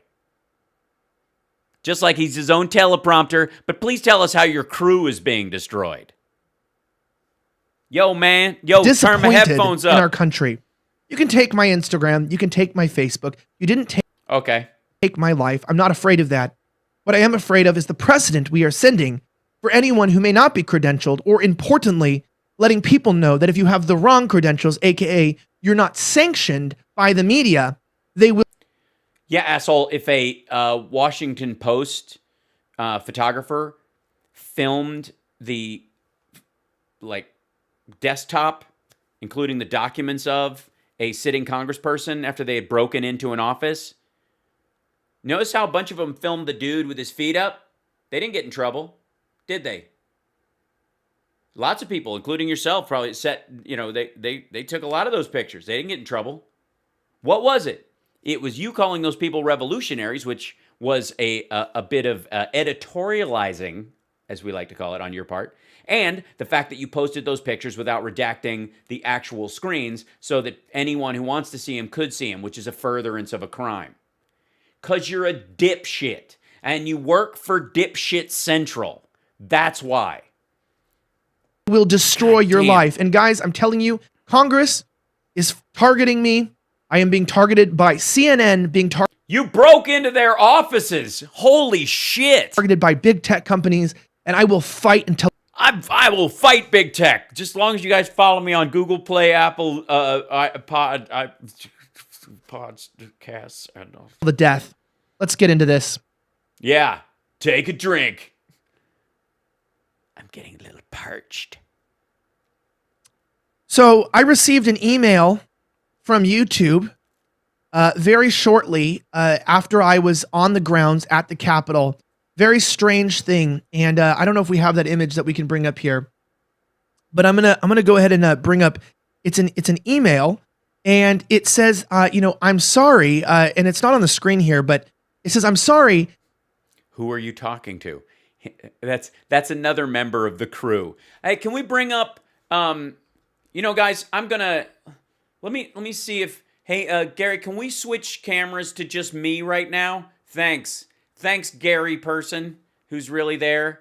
My crew is right over here. It's not that I'm touching this button over to my right that makes it. Let's go back to the video so we can do that. Great. These guys are awesome. I have one of the best crews you've ever seen.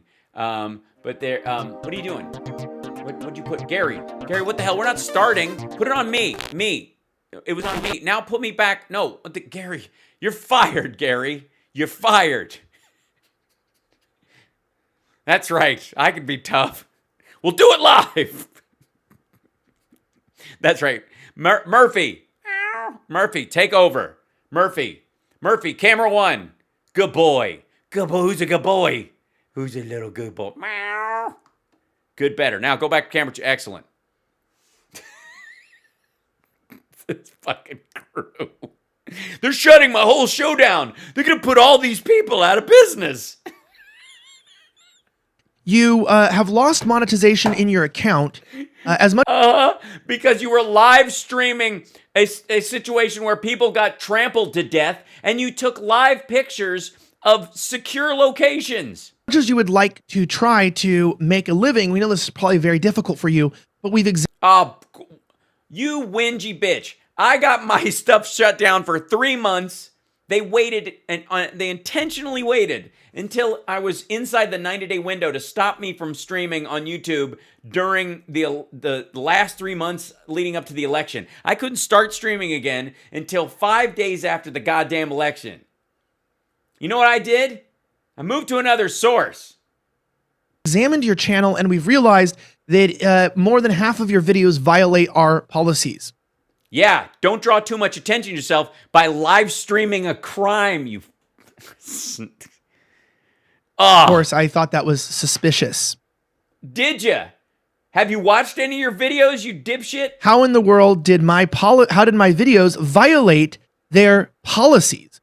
Well, if we can bring up my screen here for a moment, I got a message about a few hours before YouTube demonetized my entire channel, which means we make now $0 from every video that's here. Yeah, dude, he's using the same Streamlabs shit I do. He's just, they got these little graphics. Here's this art pack. You can buy that graphics package. I swear to God, there's a couple of times I've thought about like the little frames that you can get, these frames that move around them, and I was like, I'll put one of those on it. But honestly, the longer it goes, article that came up from Mashable that said it drives me crazy. Gamers even have them, and it just keeps going. It shouldn't move all that much. It's just distracting and stupid. I don't mind a little bit of movement or whatever, but it has to be bigger than that and stuff. But they all have these little chaser lines. Reportedly let Trump supporter profit as he tweeted from the Capitol. Now, while we bring up the extreme dishonesty of this article, amongst many others, which include those... No, you did.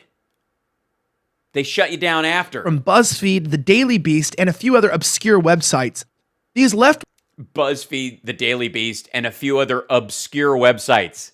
Says the guy on theblaze.com/his show. Wing bloggers and absolute damnable activists who are in most part confused about their gender identity amongst all things, think that they're authorities to actually comment on real reporters. Now, what's really important about this... Oh, I see. Because they list their pronouns out of respect for trans people, that means they're confused about their gender. Dude, I'm confused about your gender. Honest to God. And I don't even mean man or woman or trans.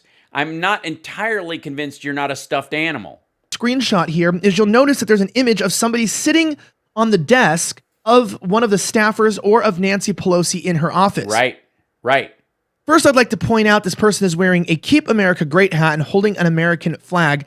I'm going to jump out of this for a second. This is how I was dressed that day. I was wearing professional Columbia, typical journalist, and a North Face hat. I don't know why journalists all wear Yeah, do you guys have a uniform? This typical journalist stuff. this.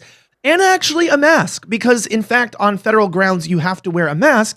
And so I was And so you were hiding who you were. respecting the property You were acting like you were Antifa so you could claim later that Antifa did some of the damage. Is that what you're telling me? and the rules because I was operating under a credential. It's crazy how people still follow the rules like. Yeah, and then you have the credential, and then what do? You break the law while using your credentials. So let me get this right. If I have a key to your house, I can beat your cat to death because I have a key. Is that what you're saying? Is that the rule? What kind of an asshole? All right. Like this. Well, let's go back to this. Not only did they try to make it appear to YouTube as they activated their force to try to get me removed online, but this is also, if you might see here, can we zoom in on this? I can't zoom in much. Okay, never mind. Can we zoom in on this? Hey, Gary, can you do me a favor? Can you move the screen a little bit? Yeah, thanks. That's really good. Can you scale this up a little bit? Make it a little bigger for me? Yeah. You're doing better, Gary. You can have your job back, I think, maybe one day. We'll say, oh, that was Murphy doing that? Much better, Murphy. I'm doing this myself on a screen. What kind of a... Technology. This is a woman. Technology. Oh, my God. That's long hair. So? That's not you, dickhead. That's not a picture of you. I wrote this tweet to fact check Mashable, a clickbait website that spreads false stories. They uploaded an intentionally dishonest article about me and included an image of a man sitting in Nancy Pelosi's office, implying it was me. It did not imply that it was you. It was not me. Now, why is this important? Well, this article that was brought up, which I will not read to you. There's no screen on that desk. You're not in trouble for sitting there. I don't want to give them any money for clickbait or for their articles. Essentially... Wait, he's totally... Yeah, I'm not going to protect Mashable. I'm just going to make their name the most prominent aspect of the entire tweet. Said to YouTube, using a brand safe representative, that I was condoning the siege of the Capitol building. You were. See this? Enlarge. Look at that. Murph, move the picture up to the right. Thank you. See that? See? You keep enlarging that, you can actually see what's on there. So you posted that picture without redacting any of it. You broke into an office and you filmed the... this is not about... You don't get to share... You're not a whistleblower. This is not your Snowden moment. This is just a crime. And a lame one at that. The best thing about this is this asshole is going down for a shit crime. That's the equivalent of saying that while I was in Five Below... Yeah, good point. Good job, Murph, by the way. ...in Philadelphia, filming people looting the store, that I was condoning the looting because I was... No, it wasn't. If you took a picture of yourself drinking a 40 that you had stolen from a liquor store while people were running out of the place, perhaps. If you had a bag in your apartment full of stolen merchandise and you filmed into it, took a picture, this is the stuff I picked up while looting, that would be a crime. I mean, honestly, this has almost nothing to do with the Capitol riots and almost everything to do with the intellectual inferiority of the hiring practices at the Blaze. I mean, stupid is as stupid does, but stupid hires poorly as well. Was involved in it. Shut up with your stupid nonsense and your madness. He told you, shut up with your stupid madness and your nonsense. It's not even an accident that they say this stuff. It's intentional. Yeah, it's intentional, because if you haven't already caught it, do it now. Oh, thank you. Thank you, Benny Loco. Yes, give it a thumbs up and a like. Don't forget to do that. Thanks, Benny Loco, for reminding everybody. Like and subscribe to the channel, pass it around, all that fun stuff. It's not normally this stupid. Jesus. And to show you how deeply... We're not doing all this. I can take one more piece of evidence from this dickhead, and then we got to call it for the night. It's a Monday. ...seated in how connected tech companies, the government, and the media are, I received a direct message, which I'm not going to get in trouble for doxing people, from a Mashable journalist saying, I have word that your channel has been demonetized. This was sent at 6:53 p.m. the night of the event. Is it true that you were demonetized? Okay, you dumb. Let's talk about this for a second. Oh, this is the slightly offensive part. They put a baby noise over that? Is it true that you were demonetized? Okay, you dumb. Let's talk about this. Literally, Glenn Beck took the word bitch out. For a second. You knew my... First of all, we know it's a woman now because you'll only use that phrase for them. Secondly, there's your live Twitter account, which you can clearly stream on Twitter, on Periscope. Channel was demonetized, and that's just the honest truth. You can't act like you don't understand the realities of what you were doing. You actually got my channel demonetized, knew about it, and accidentally reported on it before it even happened.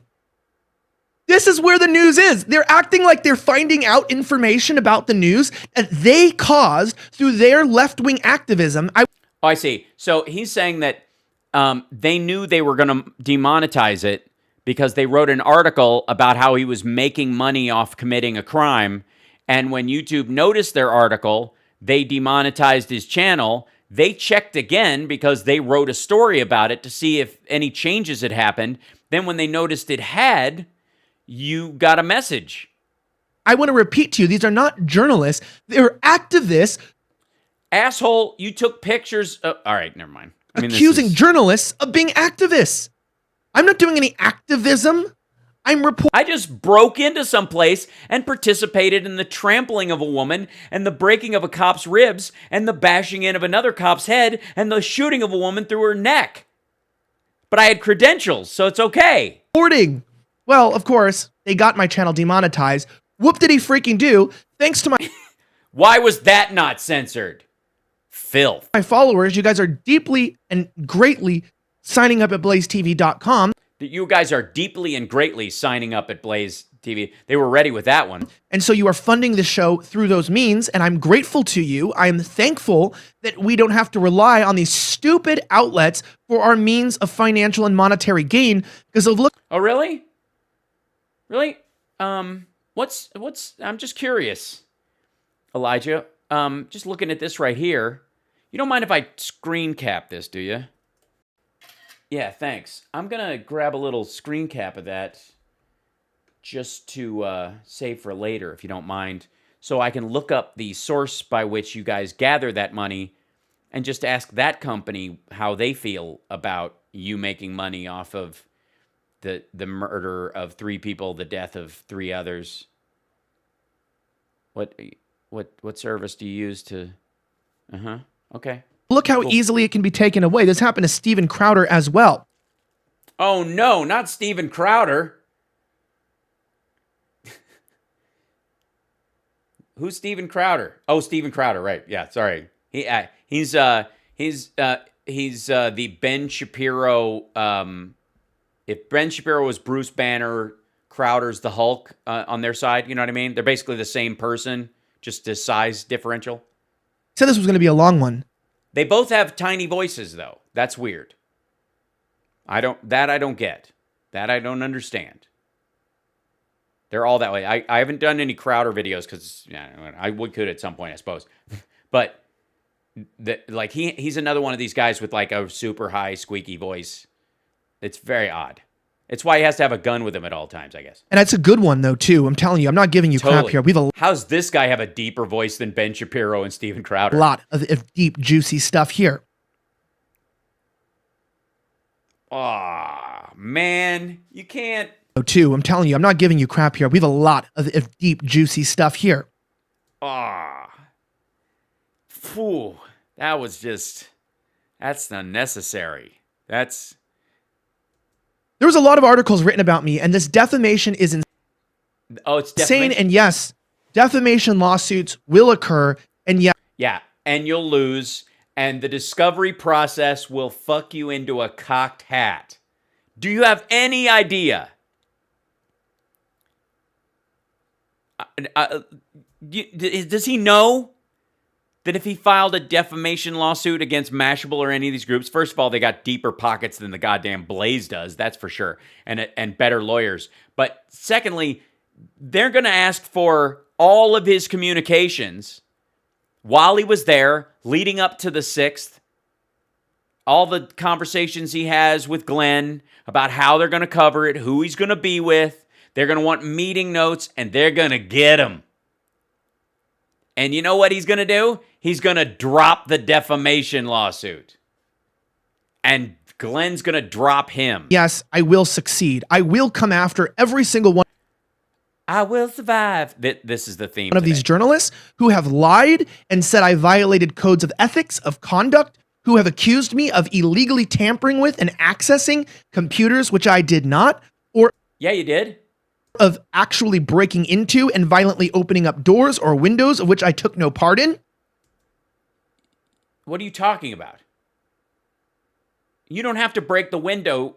If you crawl through it, you're participating in the B&E. What do you think, they only charge the guy with the crowbar? Are you stupid? Yes, he is. I was alongside other members of the Associated Press, as well as the Daily Caller, as well as other journals like Town Hall, amongst. And then you broke off and filmed the email accounts of members of Congress. And that's the difference. See, dummy? See, they were posting pictures of somebody sitting behind a desk with a hat on, holding a flag, and you're shooting what you saw of classified information. Many other independent reporters, including someone I saw. This dude is a moron. From the BBC. This is, what's Elijah's last name? Elijah Dumbwittle. What's his name? Elijah Schaffer. Schaffer. I'm going with Schaffer. And he's got a show on the Blaze, and it's called Slightly Offensive. And I mean, because Mostly Harmless was taken.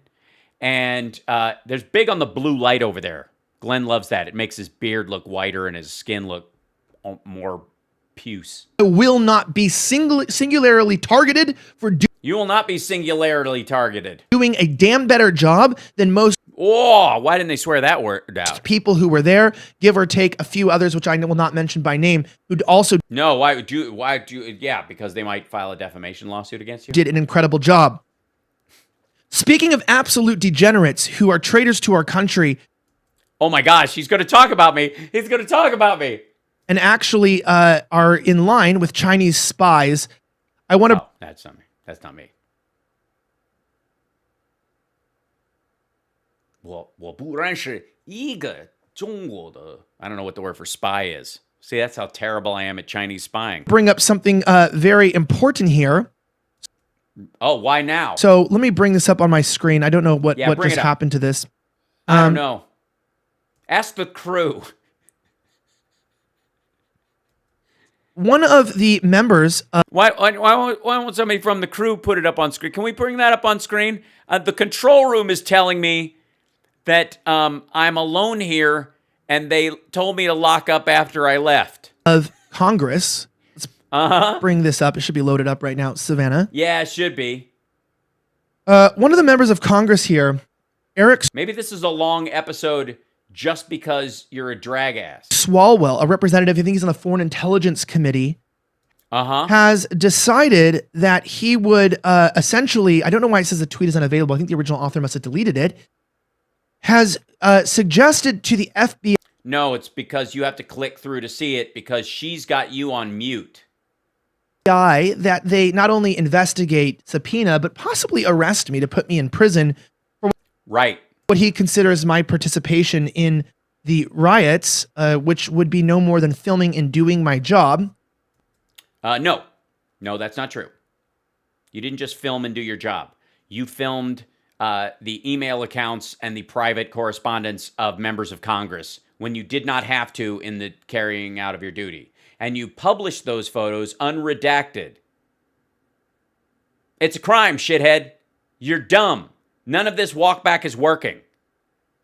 Glenn is standing just over wherever the way over in that corner on working the bitch button. So if you say it again, he can go, and he knows. Which it's more than I can say for this man who's famously known for two things, which are not credibly, reasonable. Yeah, keep saying, not credibly reasonable. He farted on live TV, which is what? Are not credibly, reasonable. He farted on live TV, which is disgusting, but I'll give. Do we want to roll through Rudy and Trump? I'm not, because Swalwell's, that's debatable. That wasn't Swalwell farting, but we got Trump live farting at least twice. He almost shit on Dianne Feinstein, which is the only endearing thing about him. Give him a pass on that, a pass of gas. He also it's Christian humor. Had sex with Fang Fang, a Chinese spy, and no, he didn't. You don't know that he had sex with her. You're assuming they had a relationship. She raised money for his campaign. They weren't boyfriend, girlfriend. You're making that part up. But again, please do this. File a defamation lawsuit against him. And he's compromised by Chinese investment. Well, this is amongst... Is he now? Many other representatives and media personalities who are trying their best to get me in prison for doing what? They're trying to get me in prison for basically sharing an image inside of the Nancy Pelosi's chamber offices, which the Nancy Pelosi's chamber office, not a Nancy Pelosi. It wasn't actually her desk or her real office. It was a staffer. Yeah, it was a staffer. Understood. So a staffer who handles emails from the Speaker of the House. Please keep talking, shithead. And I agreed that I said two things. Number one, that these people, can I see this? There you go. Yeah. I don't know. I'm gonna there it is. Yeah, she's got you on mute because you're an asshole. She didn't want to hear from you. Okay, please continue.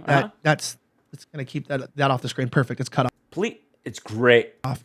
I said I am inside Nancy Pelosi's office with thousands of revolutionaries who have stormed the building to put it. Yeah, revolutionaries kind of a problem. Perspective how quickly staff evacuated. Emails are still on the screen alongside a federal alert warning members of the current revolution. Now they say, well, why are you saying they're a revolution? Are you co-sponsoring this? Yes. I will say this. I'm not even at BLM riots. I'm not there for or against the riots. People have always accused me of the... Sorry, did you call the BLM riots a black revolution? Opposite of this. Like, are you at BLM riots because you're against them? And I go, no, I'm there to talk about what's going on and to show on. Are you there because you're for them?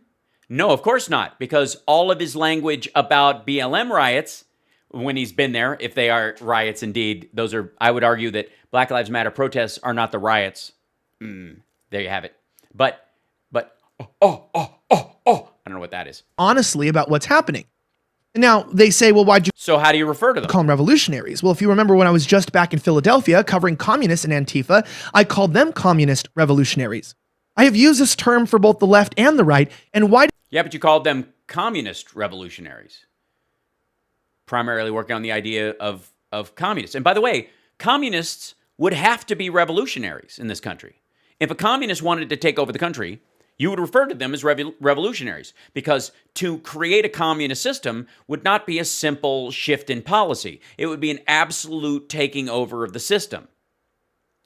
All these assholes were trying to do was install Trump. They weren't, in many ways, looking to change much, except to continue on with some of his more autocratic stuff. But they weren't looking to shift our capitalist system. They weren't looking to, change our tax base. They weren't really looking for much at all, except to maintain Trump's rule over a system as they know it. They're not revolutionaries. They're a militia for an individual. So when you call them revolutionaries, you're painting them with a picture that does not fit what they're actually doing. So you're buying into the 1776, which is exactly what he's talking about. Why did I choose that in this moment? Well, the groups I was with were chanting revolution, and in some cases were calling for the execution of certain members of the House. I know a lot of people don't like that. It's inconvenient to acknowledge that. Unfortunately, I can't lie about what I experienced. No, because your ass is on the line, and you have to sound like more of a journalist now. I don't think that means that everybody who entered the House, or the majority of people, by any means meant any harm to people. I didn't see that.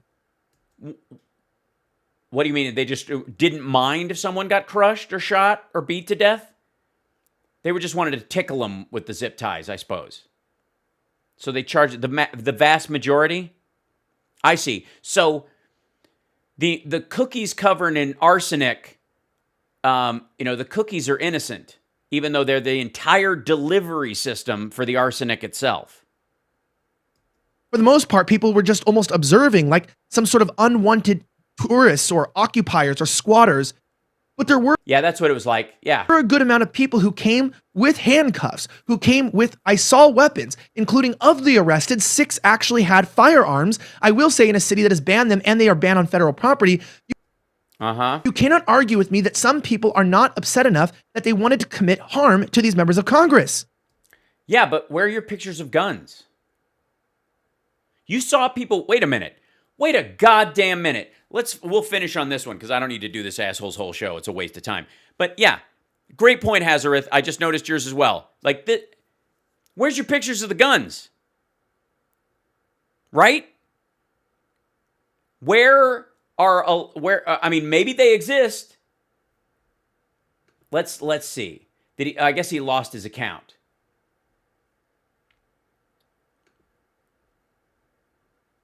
Does he still have an account with his pictures up? Let's see. I don't think so. Probably gone, right?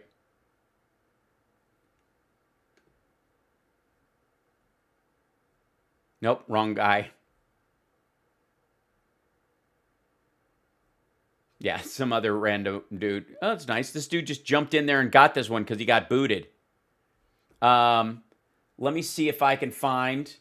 We'll keep this at, is there anywhere in there? Hold on. Does anybody... And if you guys can find them, I'm all ears. But let's see. Elijah Schaffer pictures 1-6 images.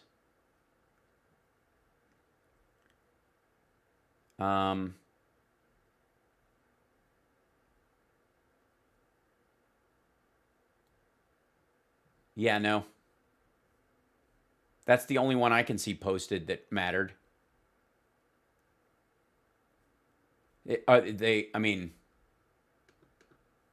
can't find any. Yep, I love them. Yeah. Only one I keep seeing posted is that one from the day, right here. Oh, look. Elijah Schaffer, Black Rifle Coffee. That's interesting. Does he work for Black Rifle Coffee? Because that's what the dude with the zip ties was wearing. Decline. Huh. Black Rifle Coffee. Look at this. Hold on 1 second. This is this dickhead, and by the way, Black Rifle Coffee is the guy, remember that dude wearing the black with the black mask up who's had the zip ties, right? That was a Black Rifle Coffee hat that guy was wearing. Elijah Schaffer provides, this is his ad for Black Rifle Coffee, who we are as part of his thing. Join the all-new Coffee Experience Club. Freedom Roast.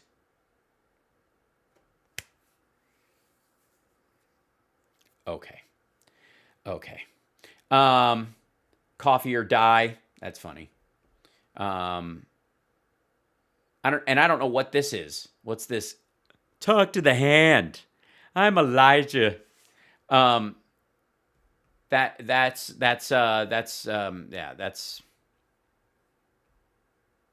if you look at the guy with the Black Rifle news break, I don't know what to do. Yeah, that's the only one that I'm seeing. Okay, so this is when he said they used his footage. This is where they went. Important, this exact moment the siege of the Capitol building began as two men in the front ripped down a preliminary barrier and rushed officers who were behind a second barrier. They were encouraged others to follow their lead. Officers appeared to be taken by surprise. So he's, again, this is all inflating bullshit. This is him showing off that he knew or saw. This is the route they took. A bunch of them circled around and attacked from the back.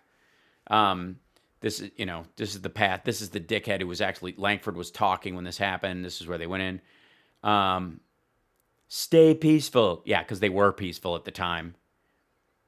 I'm just scrolling through these to see if there are any pictures by him that they're using. Let's see.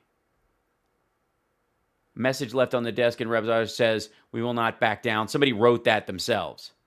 They blacked out the screen though, or shut it, or turned it off.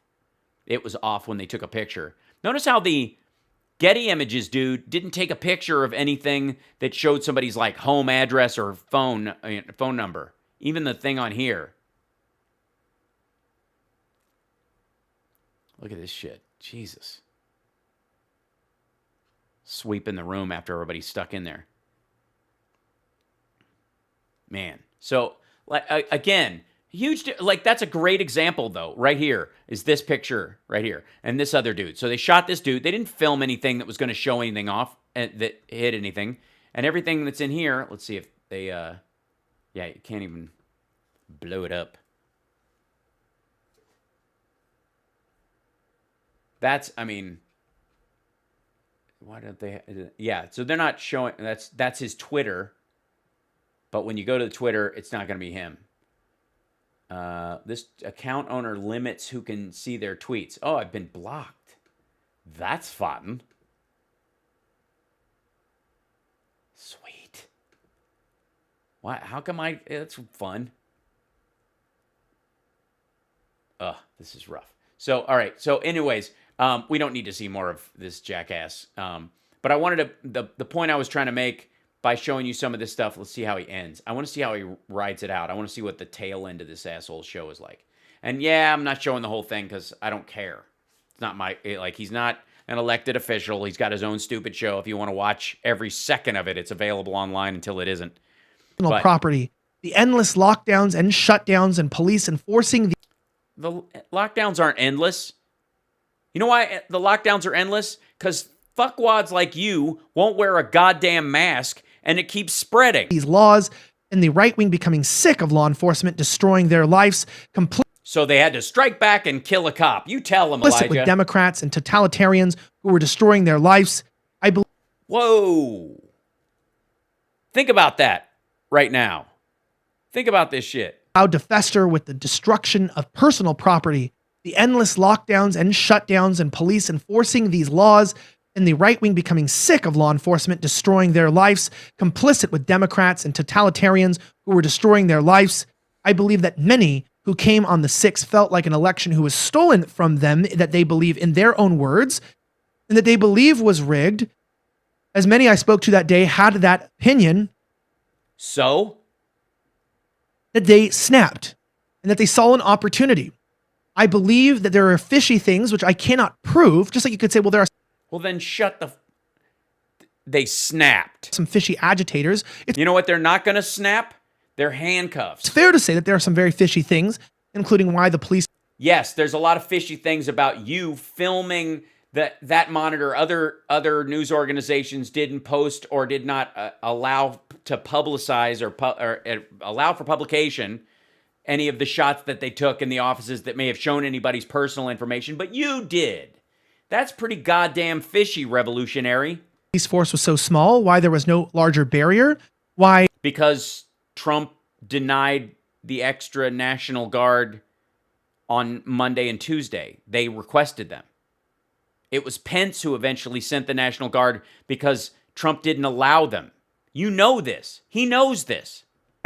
While Congress and every member of the sitting government almost entirely was there, that police... Except, yeah, who wasn't, though? Who was?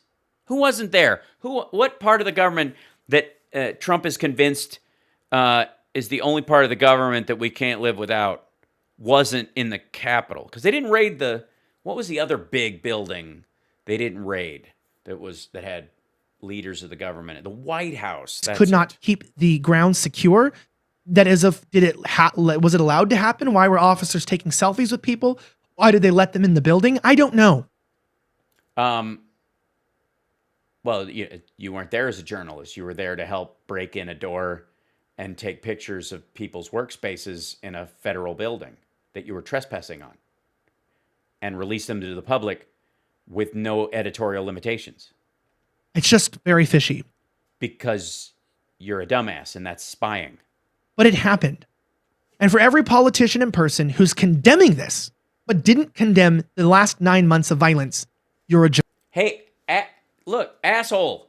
Wait, did he say I'm a jerk? Person who's condemning this, but didn't condemn the last 9 months of violence, you're a joke. Okay, first of all, all right. Being for the Black Lives Matter protests about George Floyd and understanding the unrest that went with it is not the same as being for the looters and the rioters.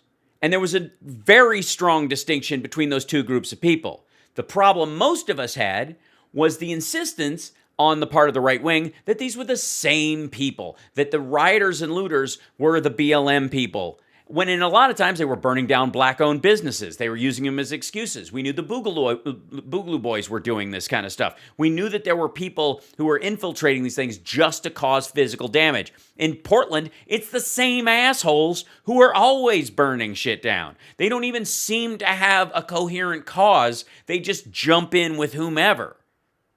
We all decried that stuff. Literally, George Floyd's brother is the reason the violence stopped in Minneapolis. Because he said, this is not what my brother would have wanted. Trump always says it was the National Guard, but basically everybody went home. He's like, it was so easy. It was like a knife through butter. That's because everybody left already. Christ. Yeah. Umbrella anarchists. And this guy wants an excuse to be part of... So here's the thing. This guy's saying that because the rest of us who made a distinction between protesters protesting the murder of a black man in front of the entire world and subsequent killings and previous ones that had not been fully and properly adjudicated in any form, like Breonna Taylor and others, that because we made the distinction between the people who were protesting that act and wanted some change, and that there must be an act of government, quite frankly, to fix those things. Purging cops out. Some people were calling for defunding of the police, but refunding that money, putting that money into another source to deal with situations where cops and guns aren't necessarily the right answer, especially mental health events, right? That kind of argument. That's a political discussion you can have across an entire spectrum about how you believe that's possible, how it would work, what it would entail, how much money it means. That's a reasonable political discussion. What this asshole and Glenn Beck and all these dickheads at the Blaze wanted to do was blame every black person who was upset about George Floyd who marched down the middle of a street or painted Black Lives Matter on a street, paint them with the same brush as dudes in black hoodies who were largely white blowing things up, who had no relation to the cause, weren't marching in it, came in after dark, after the curfew that had been put in place that meant the protesters went home. These people came out and caused the damage. But he wants you to blend those people in together to make it look like because you supported the protests around George Floyd, that you also support the violence that occurred with it. But he also wants to tell you that not everybody who broke into the Capitol and participated in the beating, stomping, and crushing of police officers and the death of a woman being shot in the neck, the people who broke into that room, not just, because none of us are saying the people who were at the Trump gathering that morning, the rally that he had, none of us are saying everybody who was at that rally is to blame in this stupid thing. I haven't heard anybody articulate that. A lot of people watched his speech and went home. The problem is the 12 or so thousand that he sent to the Capitol to attack it on his behalf. And that's exactly what he did. And that's exactly what they did. You went up there to play soldier or just be filler, be the stuffing in this turkey so it makes it look more profound. And what that meant was you were part of the crowd that helped trample somebody. And not all of them were cops. Oh, the woman who was literally carrying a "Don't Tread on Me" flag was stomped to death by the crowd. If you're in that crowd, if you're way in the back and you're just pushing in, you don't know. You don't know they're stomping her to death. I'll tell you what you do know, though. You do know you're trespassing. So you were in the participation of a crime you were aware of, and another crime you weren't aware of happened. Guess what? You're culpable. A hypocrite, and you're not serious. But you have power, and that power they will use to destroy every one of us from the public spotlight. Dude, nobody gives a shit. Seriously. You don't have a public spotlight. We're all in lockdown. You got this pissant little show. At least mine's funny. And I have other things I'm capable of doing. I have a little bit of pity for you, son. But only because of your lot in life. But I know you still live with your folks, so you'll be fine. But you're not getting kicked out of some spotlight. They're not rescinding your Oscar, dickhead. You didn't win a Pulitzer and they want to pull it back. You work at the Blaze, basically for free. An attempt to smear and erase and deperson all those who disagree. No. Have we depersoned people who disagree? Do I call them animals? Those animals? Even when I call them maggots and Trumpsters, you know I'm kidding around. I talk to them as people all the goddamn time. But this asshole wants you to believe that we're taking their humanity away. While he slips in his little trans reference about the genuineness of trans identity. He couldn't refuse that little dig, right? But we're the ones who are depersoning him because he can't commit a crime on federal ground and film evidence of his crime and post it, participate in the stomping death of multiple people, and then get away with it. That's what he's bitching about. That Elijah Schaffer is afraid he's not going to get away with it. And Glenn Beck is pissed that one of his staff was involved in the stomping death of a woman and a cop. Did Ted Cruz, did Josh Hawley, did even President Trump actually cause the violence that day? No. Yes. Yeah. Did Hitler actually shoot anybody besides himself and his girlfriend? In that order, I think. It's weird. Especially someone like myself, a journalist? Or what do you mean? You're fomenting the idea it was a revolution. You took pictures of the desktop for a reason. You made it to Pelosi's office, which was vandalized. You specifically stuck around filming the desk with email addresses, information. You weren't just filming the activity, you were filming information, and you were sending it out live.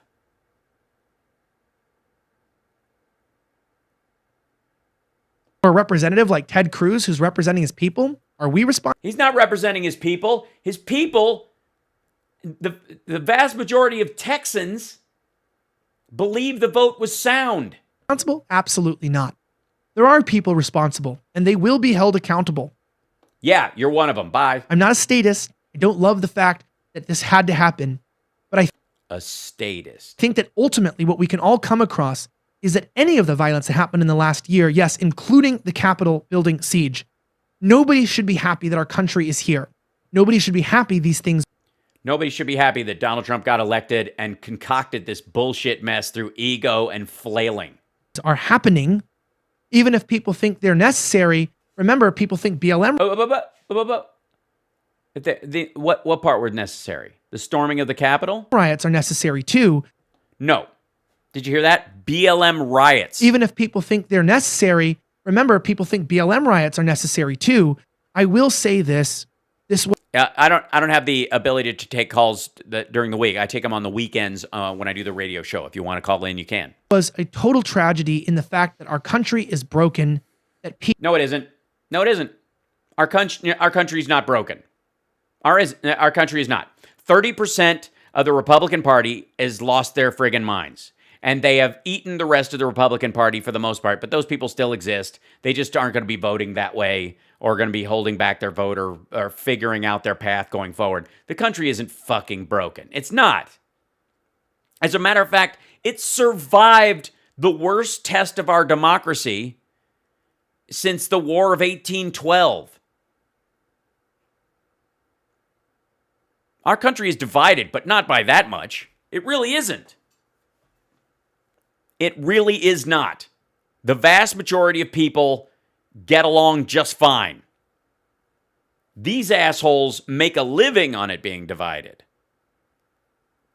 And you guys know me. I don't even it's important to me that we learn to listen to somebody who has a different opinion politically, and that we as a democracy learn to discuss our differences in a way that's functional, right?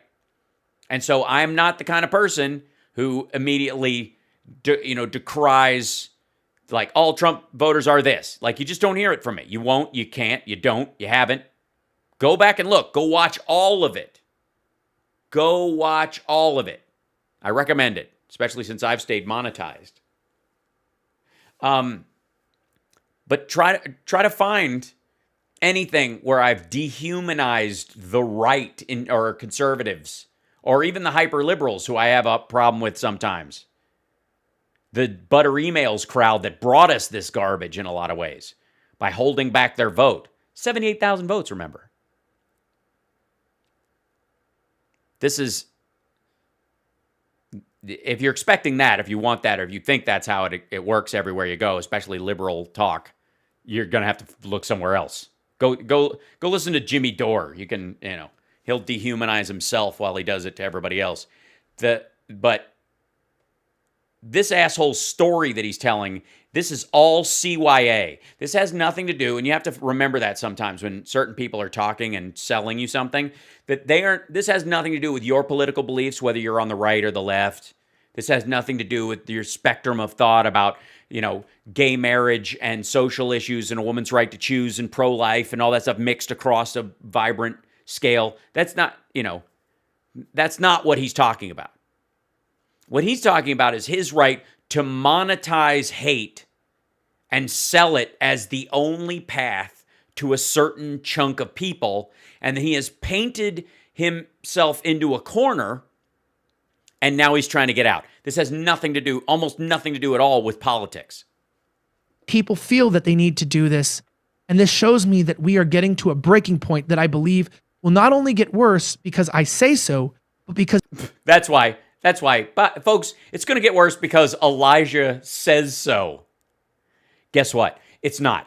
Here's what's going to happen. Over the next few months, especially, we're going to be dealing with the fallout from these redneck idiots who've run up there and decided that they were going to declare war, and the tyranny they've been seeking is here, and therefore they have to show off how tyrannical the federal government is by pulling out a gun and in their own personal game of tyranny, killing some of their fellow citizens to make a point. And a bunch of them charged the Capitol steps to try and do just that, and they failed miserably, and it ended up largely with them being on the receiving end of the damage. But they did manage to beat a cop to death, because back the blue. But over the next 3 months, we're going to be dealing with some of that blowback and straightening out the vaccine and starting to slowly work back.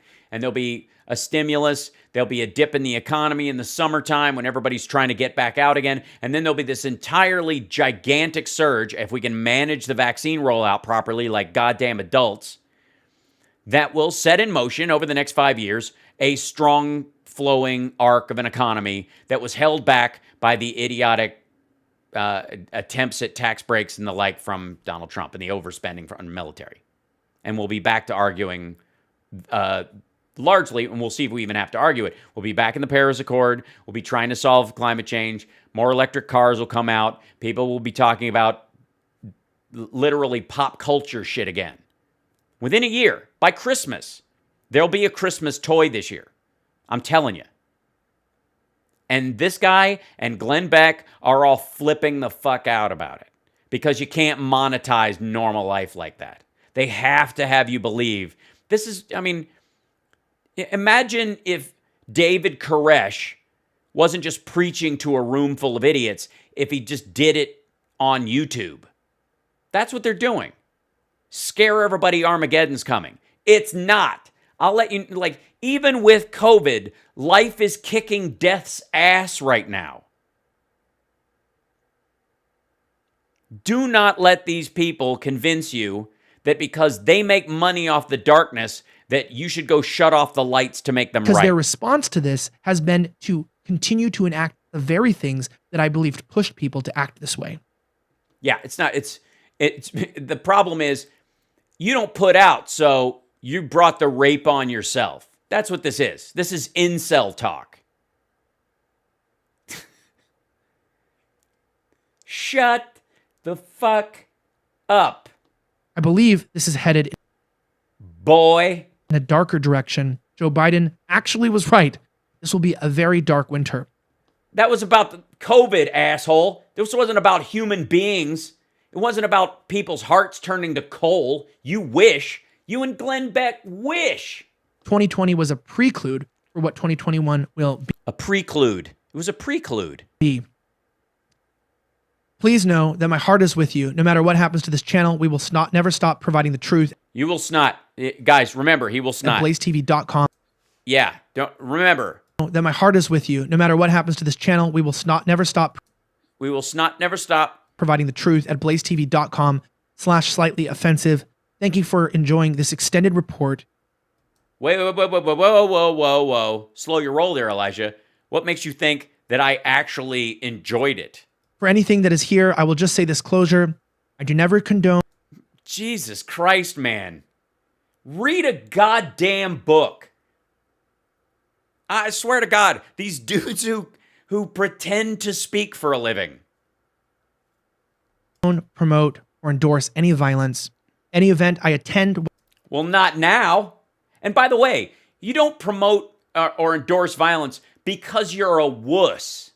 The only reason this asshole doesn't condone violence is because he knows he would be on the receiving end of it in 10 seconds. He's not going to take a poke at anybody. That's why. He and Glenn Beck don't get points for, like, I don't believe in violence. You believe in other people carrying out the violence because you're incapable of it yourself. It's gross. I don't condone violence. That's poor people's work. While professionally on the clock, I am neither directly involved with nor am I helping out with. Even in Portland, I was standing at the line defending. I was with Antifa, hiding behind a shield, holding like the front line against the Department of Homeland Security. Oh, okay. So you know some of those Boogaloo boys who were pretending to be Antifa? So you were hanging out with them? Fighting cops then? I had to hold a shield to protect myself from all the rubber bullets and cans of... No, you didn't. You're a reporter. You weren't embedded. You could have gotten the hell out of there. You wanted to be there. Pepper spray and tear gas that was being shot at us. It's like, was I defending Antifa then? If I was defending Antifa then maybe you have it. No, you weren't. You were with Boogaloo boys and Proud Boys who were pretending to be Antifa, and you were filming it to make it look like Antifa was the primary mover in the BLM protests. You're a propagandist, you dickhead. Like, try not to be so transparent next time. Get a shot at me for doing something wrong now, or maybe I'm just always really good at doing my job, and for that I will never apologize. No, you're not. You're terrible at your job. You're an idiot. The fact that you posted that picture and didn't realize you should blur out the contents of the screen you were looking at proves that you're terrible at your job. You wouldn't have to do this whole goddamn episode if you weren't. Thank you to Savannah. Thank you to The Blaze. Thank you to all of you guys who never stop supporting the show. Who's Savannah? Even when the truth hurts, is uncomfortable. A lot of people did stop supporting the show. That's why you had to do what you did. My name is Elijah Schaffer. I'm the host of the Best Worst Show on Blaze TV. Thank you so much for watching. Have a great rest of the week. As always, there will be no confetti in this episode. It's not a joke. And may God bless the United States of America. I'm signing out. Is that an inside thing? Very tough. God, that's miserable. That is just... Glenn, Beck, Kiddo. You were a bit of an asshole on CNN, but you had some moments. Then you moved to Fox and they let you, QAnon your way through this bullshit. You were basically the dry run for QAnon with your dumbass chalkboards and your, illusions about crime running through the Democratic Party. And it must be them. Don't look at Dick Cheney's no-bid contracts. Forget Occam's razor. It's time for Occam's rubber mallet from Glenn Beck. But now you've got your own network. You can put anything on. You view yourself as a religious man. And what do you do? You print that horse shit. You scare people poorly for a living. The entire purpose of The Blaze is like a tick on the dog of mental illness. Take people who are paranoid, afraid, financially in ruin, tell them you've got the answer to who caused the problem, and then scare them into a corral and milk them. Fuck you.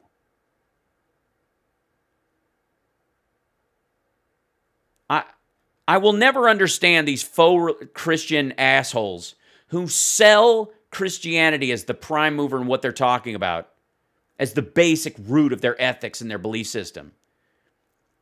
And what we have seen coming out of The Blaze from its creation, and especially now, is the moral equivalent of snuff films. There is nothing of value coming out of The Blaze except like horror porn about society and a pyramid scheme to make money off the fear you create yourself. If you had a decent bone in your body or were creative at all, you'd back off and just make a horror film. I see these folks, and you guys know I went to Politicon, and the backstage kind of elbow rubbing is gross. I've never been one of these like super hyper partisan people. I kind of pride myself on being able to talk to just about anybody, and I can walk away after talking to them going, that guy's a psychopath, if they indeed are.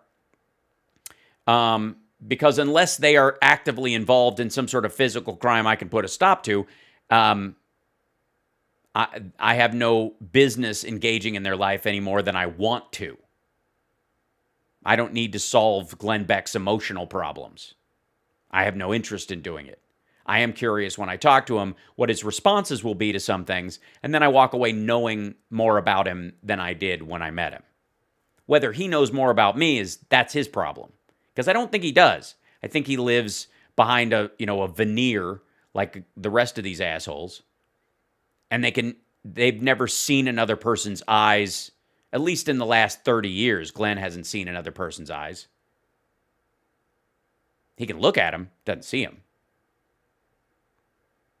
I find the the manipulation of religion, especially for the destruction of the insides of human beings who really need help, to be one of the singular most disgusting acts that's out there. And there are few better examples than things like CBN, Pat Robertson's network, and The Blaze. I mean, Fox is full of phony Christians. And Kayleigh McEnany is one of the worst fake Christians that has ever darkened the stage of the press room. But there are varying degrees of damage those kind of folks can do. Posing Christians is not that big a deal. But when you monetize it, when you live off of it, and like a drug addict or a vampire, you need more. There's never enough. It's just hideous. And then for Glenn Beck to hire this idiot who, is dumb enough to believe 20% of the thoughts that actually occur in his head, like, I just thought of that. And then Glenn Beck sends this dumbass out into the field as if he's legit with a head full of revolution. And then when this kid goes to jail for what he did, Beck's going to hang him out to dry. The Blaze isn't going to back this asshole. I don't even know if they could. Honest to God, just hideous. But this, Ben Shapiro, Dave Rubin, Glenn's own show, and this guy, Mark Levin, The Purge. Oh, The Purge. The Purge. He's like, I don't understand why I'm not being invited to the Key Party anymore. All I did was rape somebody. That's the reasoning. We all have sex. It was just sex. No, there's a difference between consensual sex and non-consensual sex. We have a big room full of consensual sex. If you do non-consensual sex, you can't come into our big room of consensual sex, figuratively or literally. That's the part they don't seem to understand. The right has always had a problem in the modern era, especially with the concept of consent. I mean, look who they picked as president. He's the poster boy for non-consensual physical contact. Look who his lawyers are going to be. Rudy Giuliani, if he is indeed a lawyer by then, and Alan Dershowitz. You don't know any other lawyers? You don't know any other lawyers. What is that? That part I just find maddening. So, the good part is that to all the conservatives who watch all those shows, step away, keep your tax policy ideas and your ideas about the nuclear family and your ideas about gender, and it's okay. You can have them. But like the rest of America, you have to be in this tug and pull of democracy where the limitations on other people's lives as far as your input stops the end of your nose most of the time. And the same thing happens with them. So there's a balancing act. That's why we do democracy. But if you keep listening to these assholes like Glenn Beck and Alex Jones and this little kid, you're going to find yourself in an emotional hell. No one's going to be able to stand you because your friends, you at least marginally have some taste, and they're going to get tired of it. And they'll be right. I don't get it. So, it's not a sad day in America. No, I'm talking to a very distinct small slice of America. This is not the vast majority of it. Not at all. Yes, Murph is doing awesome. He's the Chris Lavoie of cats. Absolutely. So, honest to God, this is what you're seeing, as bad as this has been lately, and there's definitely been some horror to it, is the progress of life. Nobody gets to skip history. If you lived through the 90s, you're pretty sure that there was like a lot of stuff. You're like, I don't know if there's anything more to do. Right? We weren't in a big war. This is pre 9/11. AIDS was a big fight, but we're kind of getting a handle on it. We felt like progress was coming. Everybody started navel gazing. That's what grunge was all about. There were no external problems, or the external ones seemed too big to do anything with, so everybody started looking at their belly button for answers. But life tends to throw stuff your way, stuff that still hasn't been cleaned up, that needs to be. And if you're up for it, you can be a positive impact on it. And the people 2 generations away will live through a period of relative peace and relative economic stability, as all life is. It's almost all you can ask for, because we're all humans. And they'll be in that position because when this test came, you were helpful. You contributed. You lived through it. You learned some lessons and you were able to pass them on. So none of these assholes are going to scare me away from the promise of America, and none of these assholes are going to scare me away from my fellow citizens, even the ones I disagree with politically on a policy level. If somebody's a straight-up Klan person, I mean, that's off the charts. But I'm a fairly convincing dude with a decent command of language, and I would never let that go. So, just like, shrug off humanity because it makes me uncomfortable. Get out of here. No. But I want you guys who regularly watch this to just make sure you maintain your cheer. That's all. Okay? We'll keep laughing through this, I promise. And we're going to make it. I want everybody to wear a mask, do some personal distancing, and God damn it, I was right about vitamin D. So make sure your vitamin D levels are up. Right? We'll talk about that tomorrow. We're going to talk more vitamin D tomorrow. We'll follow more of the news. I'm going to sign off now. Oh, very long tonight. Jesus, this was a big one. What the hell? You guys are so interesting. Anyways, I got to go eat something. Frank is in his new forever home. Thanks for asking, Amelie. Amy Lynn, yeah. Frank is in his forever home.